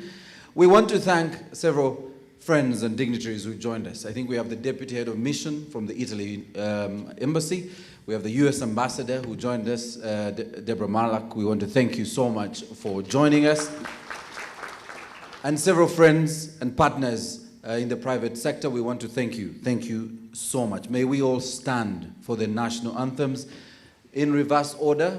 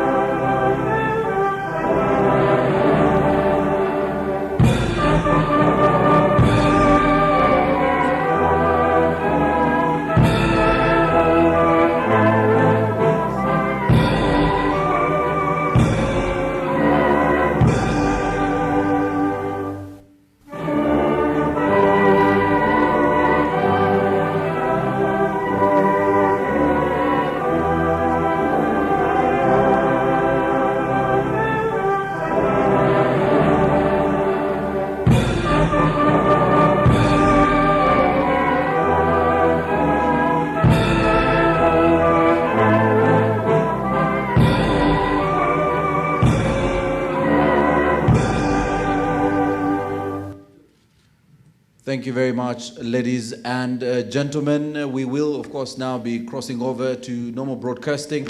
But one or two people, I think Brian and Raymond, will continue a live broadcast from here, interviewing some of you, our guests, on reaction from this summit.